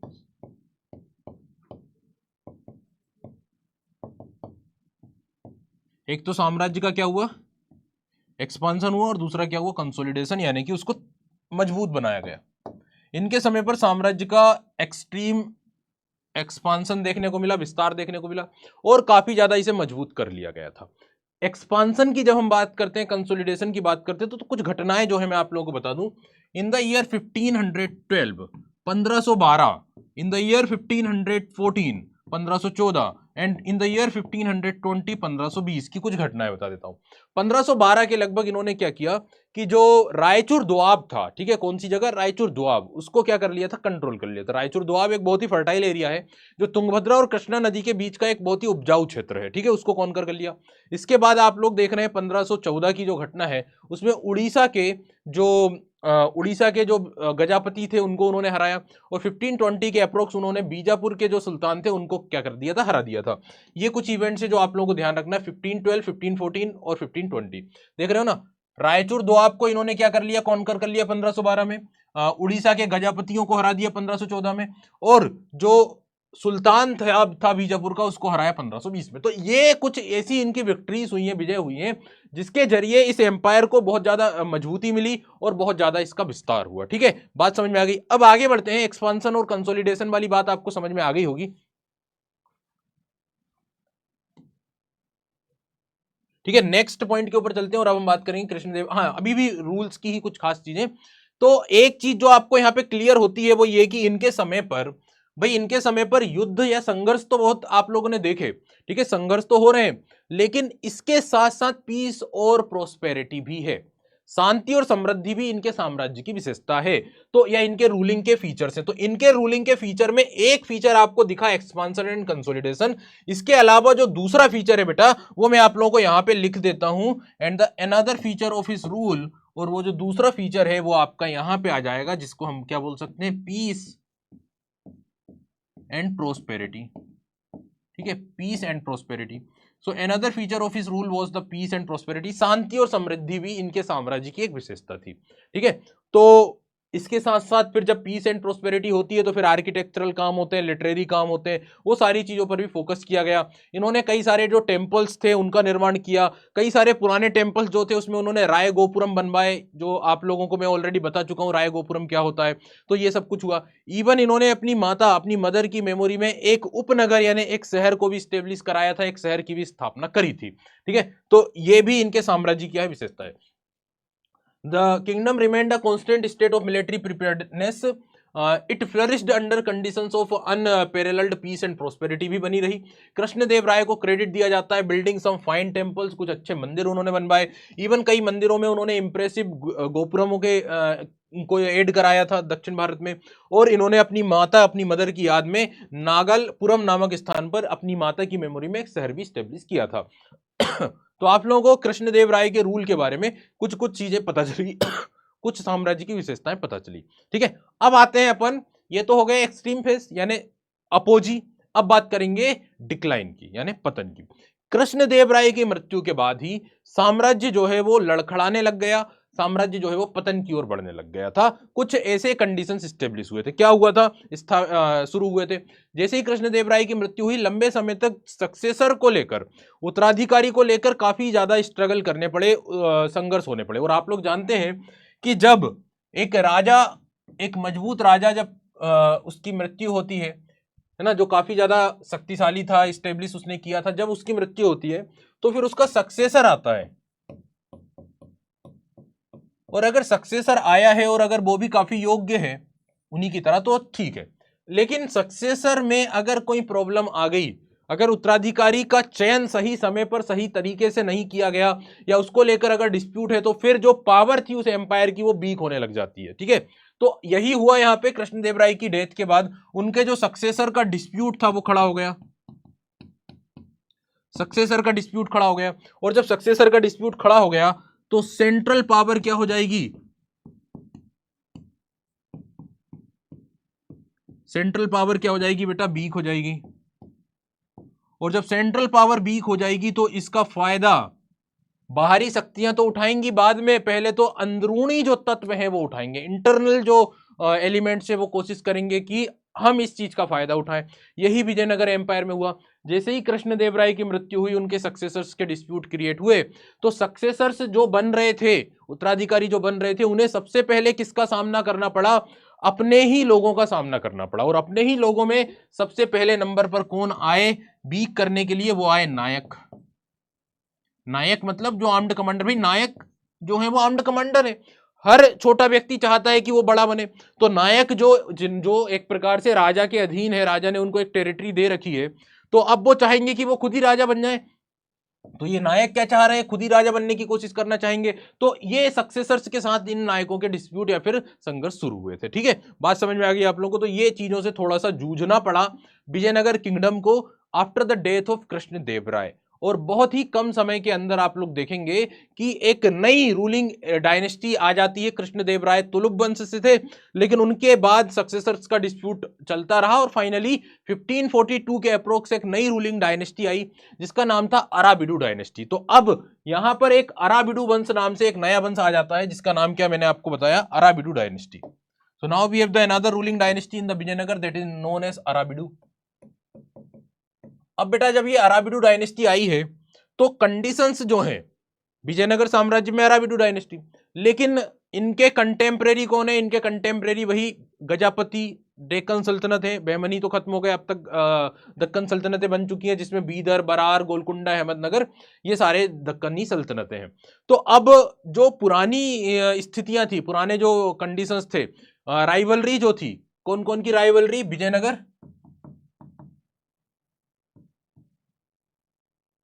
और दूसरा आपका दक्कन सल्तनत। तो जो राइवलरी थी विजयनगर के बीच में और दक्कन सल्तनतों के बीच में, वो एज इट इज चल रही थी। ठीक है, ये कुछ चाह रहे थे, ये कुछ चाह रहे थे। ये ऐसा नहीं है कि अब अराबिडू डायनेस्टी आई तो ये सब बंद हो गया, खत्म हो गया। ये अभी भी उसी तरह से चल रहा था। ठीक है, इनके बीच में जो खींचतान है वो उसी तरह से चल रही थी। ठीक है, सब कुछ पहले जैसा ही था। लेकिन इस समय पर जब अराबिडू डायनेस्टी रूल कर रही थी, इस समय पर क्या हुआ कि एक घटना घटी।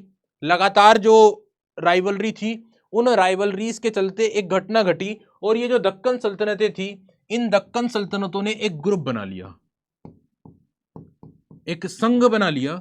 और किसके अगेंस्ट में? विजयनगर के अगेंस्ट में, अराबिडू डायनेस्टी के अगेंस्ट में एक यूनियन बना लिया, एक ग्रुप बना लिया।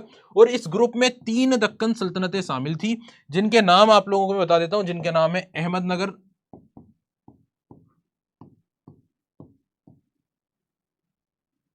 दूसरा नाम आता है आपका गोलकुंडा,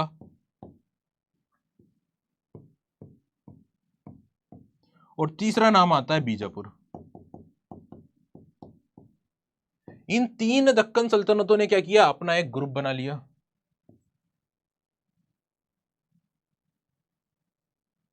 ठीक है, किसके अगेंस्ट में? भाई विजयनगर किंगडम के अगेंस्ट में।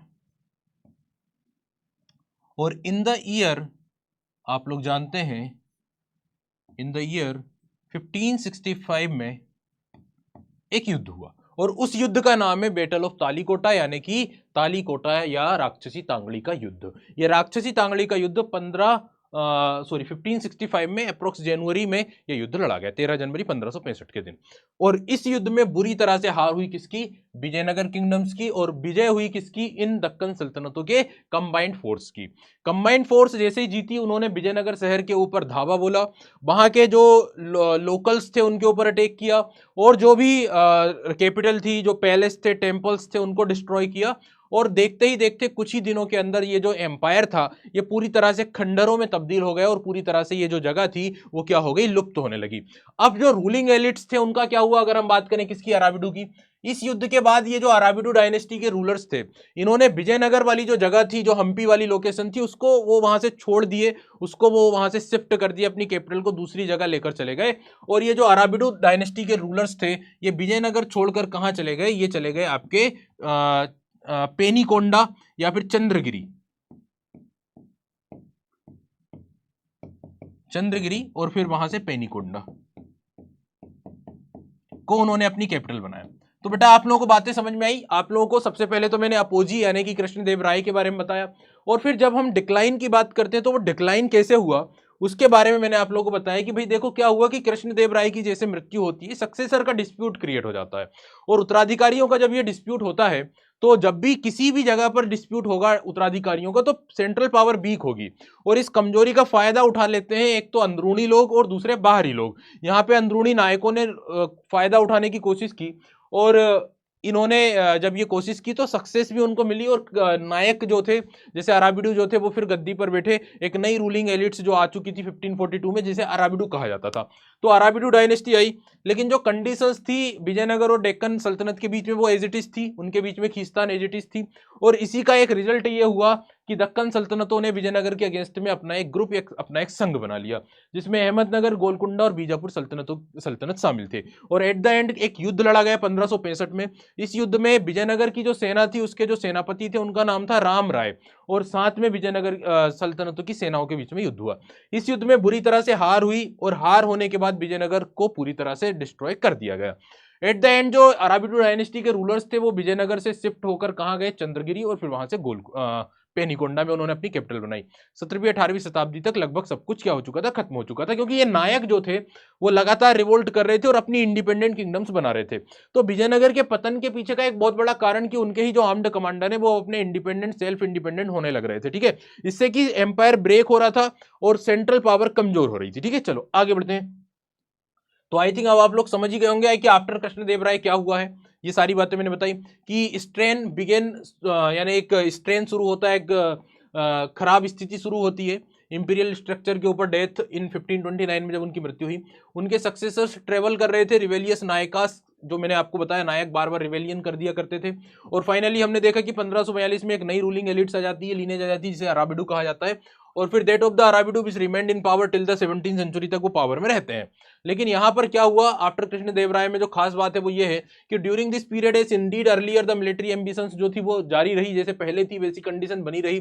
The rulers of Vijayanagar and the Deccan sultanate, ये सब चलता रहा, और इसका रिजल्ट ये हुआ कि शिफ्टिंग अलाइनमेंट्स की, भाई जो दक्कन सल्तनतें थे उन्होंने अपना संघ, अपना एक ग्रुप बना लिया, ठीक है। इवेंचुअली लेड एन अलायंस सल्तनत अगेंस्ट विजयनगर, और ये जो संघ बना उसका रिजल्ट ये हुआ कि 1565 में राम राय चीफ मिनिस्टर ऑफ विजयनगर, उनके बीच में और दक्कन सल्तनतों के बीच में राक्षसी तांगड़ी में युद्ध लड़ा गया, इसमें बुरी तरह से हार होगी।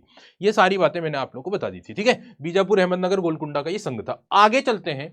अब ये जो हुआ था बेटा, ये जो संघर्ष हुआ था, ये जो युद्ध हुआ था, जिसके बाद विजयनगर का पूरी तरह से लगभग लगभग पतन हो गया, इस घटना के पीछे जो मेन व्यक्ति है, जो आर्किटेक्ट है, वो है आपका कौन? ये नाम जो आप लोग यहां पर देखेंगे,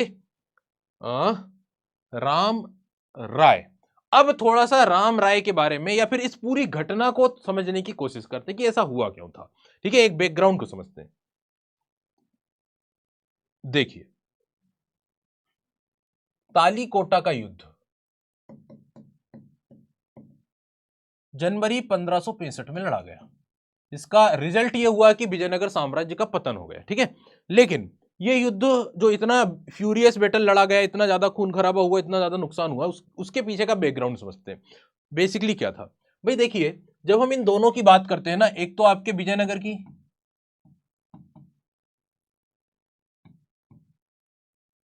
और दूसरा आप बात करते हो किसकी? डेक्कन सल्तनत की।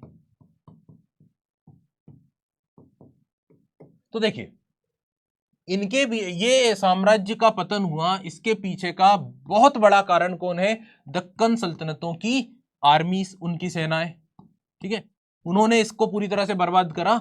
तो ये चीज तो हमें पता है, इसके पीछे का कारण तो दक्कन सल्तनत की सेनाएं है। लेकिन इनके बीच में ऐसा नहीं था कि हमेशा दुश्मनी ही रहती थी, ऐसा नहीं था कि हमेशा इनके बीच में राइवलरी या हमेशा इनके बीच में एनिमिटी रहा करती थी, दुश्मनी रहा करती थी। इनके बीच में अच्छे रिलेशनशिप भी थे, इनके बीच में फ्रेंडली रिलेशनशिप भी थे, इवन डिप्लोमेटिक रिलेशनशिप भी हुआ करते थे। उसके कुछ एग्जाम्पल्स भी, यानी हमेशा दुश्मनी नहीं होती थी। जैसे जब हम कृष्णदेव विजयनगर साम्राज्य में जब हम कृष्णदेव राय की बात करते हैं, कुछ एग्जाम्पल्स बताऊंगा मैं। जब हम कृष्णदेव राय की बात करते हैं ना बेटा, तो कृष्णदेव राय ने एक बार, जब उनका साम्राज्य शासन चल रहा था, तब एक बार दक्कन सल्तनतों में या बहमनी सल्तनत जब चल रही थी, तो बहमनी सल्तनत के कुछ ऐसे प्रिंस थे, उनके राजकुमार थे, जिनको उन्होंने आजाद करवाया, स्वतंत्र करवाया और उनके राज्य को रीस्टेब्लिश करवाया था, स्वतंत्र पुनः स्थापित करवाया था। किसने? कृष्णदेव राय ने अपने विरोधी दक्कन सल्तनत के सुल्तानों को के शासन को फिर से रीस्टेब्लिश कराया था। यानी यहाँ पे ये बताने की कोशिश की जा रही है कि भाई विजयनगर और दक्कन सल्तनत है, ये दोनों अपने एक दूसरे के स्टेबिलिटी को, एक दूसरे के स्थायित्व को चाहते थे। दोनों चाहते थे कि अपना सभी का एग्जिस्टेंस बना रहे। ठीक है, वो हुआ क्यों, वो अभी मैं आपको बताऊंगा, क्योंकि उसके पीछे के एग्जाम्पल आप लोग देख रहे हो ना। कृष्णदेव राय ने क्या किया था? बेहमनी सल्तनत की हेल्प करी थी, और बेहमनी सल्तनत के कुछ प्रिंस हुआ करते थे, जिन्हें उन्होंने क्या कराया था? पुनर्स्थापित करवाया था। और इसी घटना के बाद उन्होंने एक टाइटल भी लिया था, और वो था यवन राज्य स्थापनाचार्य का। ठीक है, यवन राज्य स्थापनाचार्य की उपाधि भी ली थी। इसी तरह की कुछ घटना दक्कन सल्तनतों के द्वारा भी की गई, यानी इन्होंने हेल्प करी तो ऐसा नहीं कि इन्होंने नहीं की, इन्होंने भी करी। जब कृष्णदेव राय की मृत्यु हुई और उनका सक्सेसर डिस्प्यूट क्रिएट हुआ, तो इस मामले में इंटरफेयर किया दक्कन सल्तनतों ने, और उसमें उन्होंने हेल्प करी ताकि ये सक्सेसर का डिस्प्यूट जो है वो रिजोल्व हो जाए। तो दोनों तरफ से एक दूसरे की मदद की गई जब भी प्रॉब्लम आई, समझ गए? यानी हमेशा दुश्मनी नहीं थी, हमेशा राइवलरी नहीं थी। तो फिर ये इतनी बड़ी घटना कैसे घटी? इतनी बड़ी जो घटना घटी, इसके पीछे का कारण था राम राय। कौन था?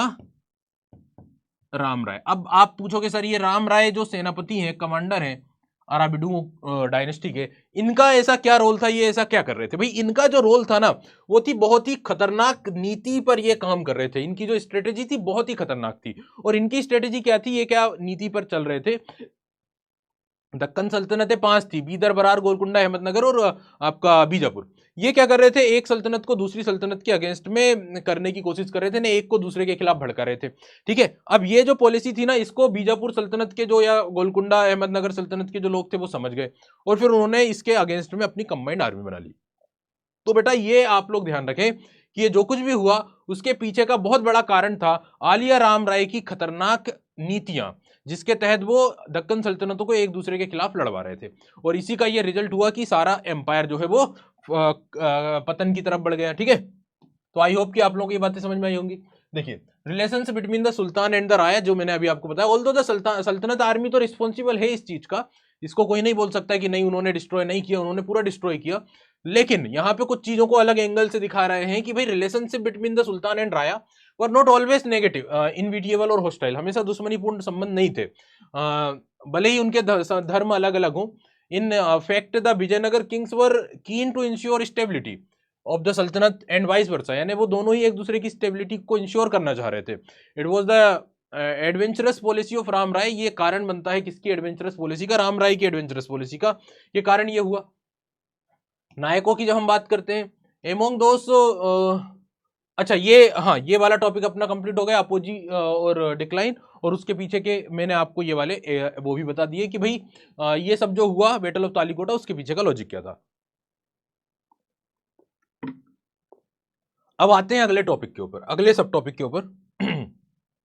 नाउ द नेक्स्ट सब topic is the Raya and the नायकास। तो हम बात करेंगे राया और नायकों के बारे में। अब राय कौन होते हैं, नायक कौन होते हैं, ऑलरेडी आप जानते हैं। राय मतलब विजयनगर के शासक, जिन्हें नरपति यानी लोगों का स्वामी कहा जाता है। सुल्तान कौन? अश्वपति, घोड़ों के स्वामी। नायक कौन? जो आर्म्ड कमांडर थे। जब हम विजयनगर साम्राज्य की बात करते हैं, तो भाई पावर को शेयर करने वाले जो लोग हैं, ठीक है, पावर जो है वो शेयर की गई है किस किस के बीच में? सत्ता शेयर की गई है किस किस के बीच में? एक तो किंग और किंग के बाद आते हैं आपके आर्म्ड कमांडर, जिन्हें क्या कहा जाता है, नायक। तो ये एक सिस्टम है नायक सिस्टम, ये आर्म्ड कमांडर तो है ही है नायक, ये एक प्रथा, एक सिस्टम बोल सकते हो आप लोग। और ये सिस्टम कुछ ना कुछ तक जो दिल्ली सल्तनत की इकता प्रणाली हुआ करती थी बेटा, उसी की तरह थी। इकता प्रणाली की तरह ही नायक सिस्टम या नायंकर सिस्टम चला करता था यहाँ पे। अब नायक कौन है, आर्म्ड कमांडर है। अब बेसिकली सिस्टम ये है कि भाई जो किंग है, जो राजा है, इनके पास तो बहुत बड़ी टेरिटरी है, बहुत बड़ा साम्राज्य है राजा का, ठीक है। तो राजा क्या करते थे कि अपने एम्पायर के कुछ कुछ भाग को, ठीक है, अपने एम्पायर की कुछ कुछ टेरिटरी को इन्होंने क्या कर रखा था, बांट दिया था, किसमें, अपने आर्म्ड कमांडर में। और जिनको बांटा था उसको क्या कहा गया, नायक कहा गया। तो अब इन नायकों को एक पर्टिकुलर टेरिटरी दे दी गई, ठीक है। अब इनका काम क्या है वो आप समझें कि एक प्रकार से फ्यूडल सिस्टम आपने पढ़ा ही होगा क्लास 11th में, तो उसी तरह का सिस्टम है। अब इन नायकों को क्या कहा गया है कि एक टेरिटरी इनको दी गई है। इन नायकों को करना क्या है, अपनी टेरिटरी के अंदर रहने वाले जो लोग हैं, जैसे किसान भी हैं, व्यापारी भी हैं, आर्टिसियंस भी हैं, उनसे टैक्स कलेक्ट करना, उनसे करों को कर कलेक्ट करना, टैक्स कलेक्ट करना। और टैक्स कलेक्ट करने के बाद उसका कुछ हिस्सा वो अपने खर्चे के ऊपर, अपनी सेना के रखरखाव के ऊपर खर्चा करेंगे, मिलिट्री फोर्स को मेंटेन करेंगे, मैनेज करेंगे। उसमें एलिफेंट फोर्स भी है, कैवलरियस फोर्स भी है। और कुछ हिस्सा वो किसको देंगे, राजा को देंगे। साथ ही साथ में उनके द्वारा टेम्पल्स भी बनवाए जाएंगे, मंदिर भी बनवाए जाएंगे, अभिलेख भी स्थापित किए जाएंगे। तो ये काम था नायक का। और इस सिस्टम को हम थोड़ा थोड़ा तुलना कर सकते हैं इक्ता सिस्टम से, जो आपकी दिल्ली सल्तनत में चला करती थी, ठीक है। आई थिंक आप लोगों को बातें क्लियर हो गई होंगी। अच्छा, इन नायकों को किसको टैक्स देना है, राजा को देना है। तो साल भर में एक बार ऐसी घटना है या एक बार ऐसा प्रोग्राम होगा जब ये राजा के पास जाएंगे, राजा के प्रति अपनी जो है वो दर्शाएंगे कि हाँ हम आपके कंट्रोल में हैं, और उसको एक प्रकार से प्रेजेंट करेंगे, अब उसको गिफ्ट देंगे, उसको टैक्स देंगे, उसको कर देंगे, ठीक है, उसके सामने प्रस्तुत होंगे। ये सभी जगह पर ये सिस्टम चला करता है। तो ये प्रथा थी, ये एक नायक सिस्टम था। कई बार नायक ये भी कोशिश करेंगे कि भाई वो राजा को हटाकर खुद राजा बन जाए, यानी एक बार राइवलरी भी रहेगी, वो चाहेंगे कि वो खुद ही शासक बन जाए। तो इनकी जो राइवलरी है वो राजा अपनी सेना के द्वारा कंट्रोल भी कर लेगा, कई बार नहीं भी कर पाएगा, तो यही नायक राजा बन जाएंगे, ठीक है। ऐसा हुआ भी कई बार, संगम के बाद तुलुप जो आए वो यही नायक हुआ करते थे। और एम्पायर के खत्म होने के पीछे का भी कारण था कि नायकों के द्वारा जो राइवलरी थी या फिर जो एक प्रकार से कंपटीशन थी, वो एक कारण रही इस साम्राज्य के पतन होने का। तो आई थिंक आप लोगों को ये वाली बात क्लियर हो गई होगी कि among those who exercise power in the empire, military chiefs, जिनको हम नायक बोल रहे हैं, आर्म्ड सपोर्टर्स उनके पास हुआ करते थे। ये लोग एक जगह से दूसरी जगह मूव किया करते थे, फर्टाइल ट्रैक्स की तलाश में रहते थे, किसान उनकी कई बार हेल्प भी करते थे। ये लोग तेलुगु और कन्नड़ भाषा बोला करते थे। मैनी नायका सबमिटेड अथॉरिटी, यानी कई नायक जो है राजा की अथॉरिटी को एक्सेप्ट किए। कई बार वो राइवलरी भी यानी विरोध भी कर देते थे, रिवोल्ट भी कर देते थे। देन आर्म्ड सेना के द्वारा उनको कंट्रोल कर लिया जाता था। तो ये अमर नायक सिस्टम है, वो थोड़ा सा पॉलिटिकल सिस्टम है विजयनगर एम्पायर का, जो थोड़ा थोड़ा उसमें कुछ प्रणाली, कुछ फीचर सिक्ता सिस्टम के भी हैं। अमर नायक वॉज मिलिट्री कमांडर्स, ठीक है, हु वर गिवन टेरिटरी, जो जिनको एक टेरिटरी या एक क्षेत्र दिया जाता था राजा के द्वारा। Amar Nayak send tribute to the king, है ना, एनुअली, हर साल वो टैक्स देते थे। पर्सनली अपीयर्ड, वो यानी वो जाते थे राज दरबार के अंदर, ठीक है, गिफ्ट देते थे, लॉयलिटी प्रस्तुत करते थे। During the course of time 17th century में ये जो नायक थे, इन्होंने अपने आप को इंडिपेंडेंट कर लिया, और यही स्ट्रक्चर के पतन होने का कारण बनता है, कोलेप्स होने का कारण बनता है बेटा। तो यहाँ पे अपन ने कर लिए हैं 2 टॉपिक कंप्लीट, पहला जिसमें डिस्कवरी ऑफ हम्पी, और दूसरा जो हमने बात करी राया, नायका और सुल्तान के बारे में, ठीक है। अब हम कर लेते हैं कुछ एमसीक्यू, और बाकी के जो टॉपिक्स हैं उनको हम अगली क्लास में, अगले पार्ट में कवर करेंगे, ठीक है। तो जो कुछ भी पढ़ा उसी के ऊपर बेस्ड कुछ क्वेश्चन आंसर्स हैं जो मैं आप लोगों के साथ डिस्कस करने वाला हूं, और उनके आंसर्स आपको कमेंट में देना है। और मुझे नहीं लगता है कि किसी को भी इसके आंसर देने में कोई समस्याएं होंगी, ठीक है। अच्छा, अभी थोड़ा सा और, ये नहीं है क्वेश्चन, यहां से, ठीक है। So now come on to the question answer round पे आते हैं, एमसीक्यूज राउंड के ऊपर आते हैं, और आपको इनके आंसर्स यहाँ पे कमेंट करके बताना। मुझे नहीं लग रहा है कि अब इनके आंसर देने में किसी को कोई समस्याएं होंगी। So first question here we have the local goddess of Vijayanagar. Vijayanagar साम्राज्य की स्थानीय देवी को क्या कहा जाता है, ठीक है, मदर गॉडेस या स्थानीय देवी, जिन्हें पार्वती देवी, लक्ष्मी देवी, दुर्गा देवी या Pampa Devi. So what exactly the correct answer, आपको आंसर कमेंट बॉक्स में लिखना। I will check answer of all the candidates. Now we have the another one. which of these rivers was the major source of water for Vijayanagar. Vijayanagar साम्राज्य में पानी के source के लिए सबसे महत्वपूर्ण सोर्स क्या था, पानी की जरूरतों के लिए महत्वपूर्ण सोर्स क्या था। सो वी हैव महानदी, यानी रिवर के नाम आपको बताना है, महानदी, गंगा, तुंगभद्रा या Krishna river. So what is the correct answer, आपको आंसर देना है। नेक्स्ट क्वेश्चन हमारे सामने है, the battle of Talikota was fought between organization of Deccan sultanate and, तो जो बैटल ऑफ तालिकोटा है जिसके बारे में काफी डिटेल में हमने बात करी, किस किस के बीच में लड़ा गया था, विजयनगर के कौन से राजा के बीच में और दक्कन सल्तनत के किसके बीच में, रामराय, कृष्णदेव राय, हरिहर या फिर Sadashiva Raya. Now another question, which ruler compose the work Amuktamalyada, Amuktamalyada नामक जो ग्रंथ है वो किस राजा के द्वारा लिखा गया था, राम राय नाम के राजा हैं, कृष्णदेव राय, हरिहर या फिर नन ऑफ दीज। ठीक है, तो अब 2 मिनट की समरी को देख लेते हैं। हमने इस चैप्टर के अंदर, इस सेशन के अंदर बात करी इंट्रोडक्शन, जिसमें समझा कि साम्राज्य में इस चैप्टर में क्या पढ़ना है। हमने बात करी हम्पी की खोज, जैसे मैंने उसमें आपको सबसे पहले शुरुआत में बताया कोलिन मैकेंजी, फिर 1836 1856 में क्या हुआ, फिर किस तरह से हिस्ट्री को रिकंस्ट्रक्ट किया गया, फॉरेन ट्रेवलर्स के जो अकाउंट्स हैं, लोकल जो अकाउंट्स हैं, लिटरेरी अकाउंट्स हैं, उनके साथ कंपेयर किया गया था, जो भी सोर्सेस मिल रहे थे। एंड देन राय, नायक और हमने सुल्तानों की बात करी, तो हमने राय, नायक और सुल्तान, ट्रेडिंग जो हुआ हॉर्स का, ठीक है, फिर पोर्तुगीज जो आए, फिर जो विजयनगर अपने आप में भी ट्रेड पर्पज से काफी इंपॉर्टेंट इन्फ्लुएंस था। फिर हमने बात करी कि भाई जो अपोजी और डिक्लाइन जो हुआ, तो अपोजी में हमने कृष्णदेव राय के शासन की जो विशेषताएं थी, कंसोलिडेशन जो किया उन्होंने, एक्सपांसन जो किया, इसके अलावा पीस और प्रोस्पेरिटी उनके समय पर रही। फिर हमने डिक्लाइन की बात करी कि जो पतन हुआ उसमें तालीकोटा का युद्ध जो हुआ, ठीक है, इसके अलावा उसमें हमने खासतौर से राम राय की पॉलिसी जो इस युद्ध का कारण बनती है उसको समझा। एंड एट द एंड हमने बात करी किसकी, नायकों की, है ना, नायक या नायक सिस्टम क्या होता है, किस तरह से वो सिस्टम चला और कैसे वो कारण बना इस साम्राज्य के पतन का भी। ठीक है, सो एट द एंड हमने ये सारी चीजों को कवर किया, बाकी के टॉपिक्स हम अगले पार्ट में कवर करेंगे। तो इसी के साथ अब हम इस सेशन को कंप्लीट करते हैं। बने रहिएगा सीयूटी वाला पर। थैंक यू सो मच, मिलेंगे नेक्स्ट क्लास में। Thank you.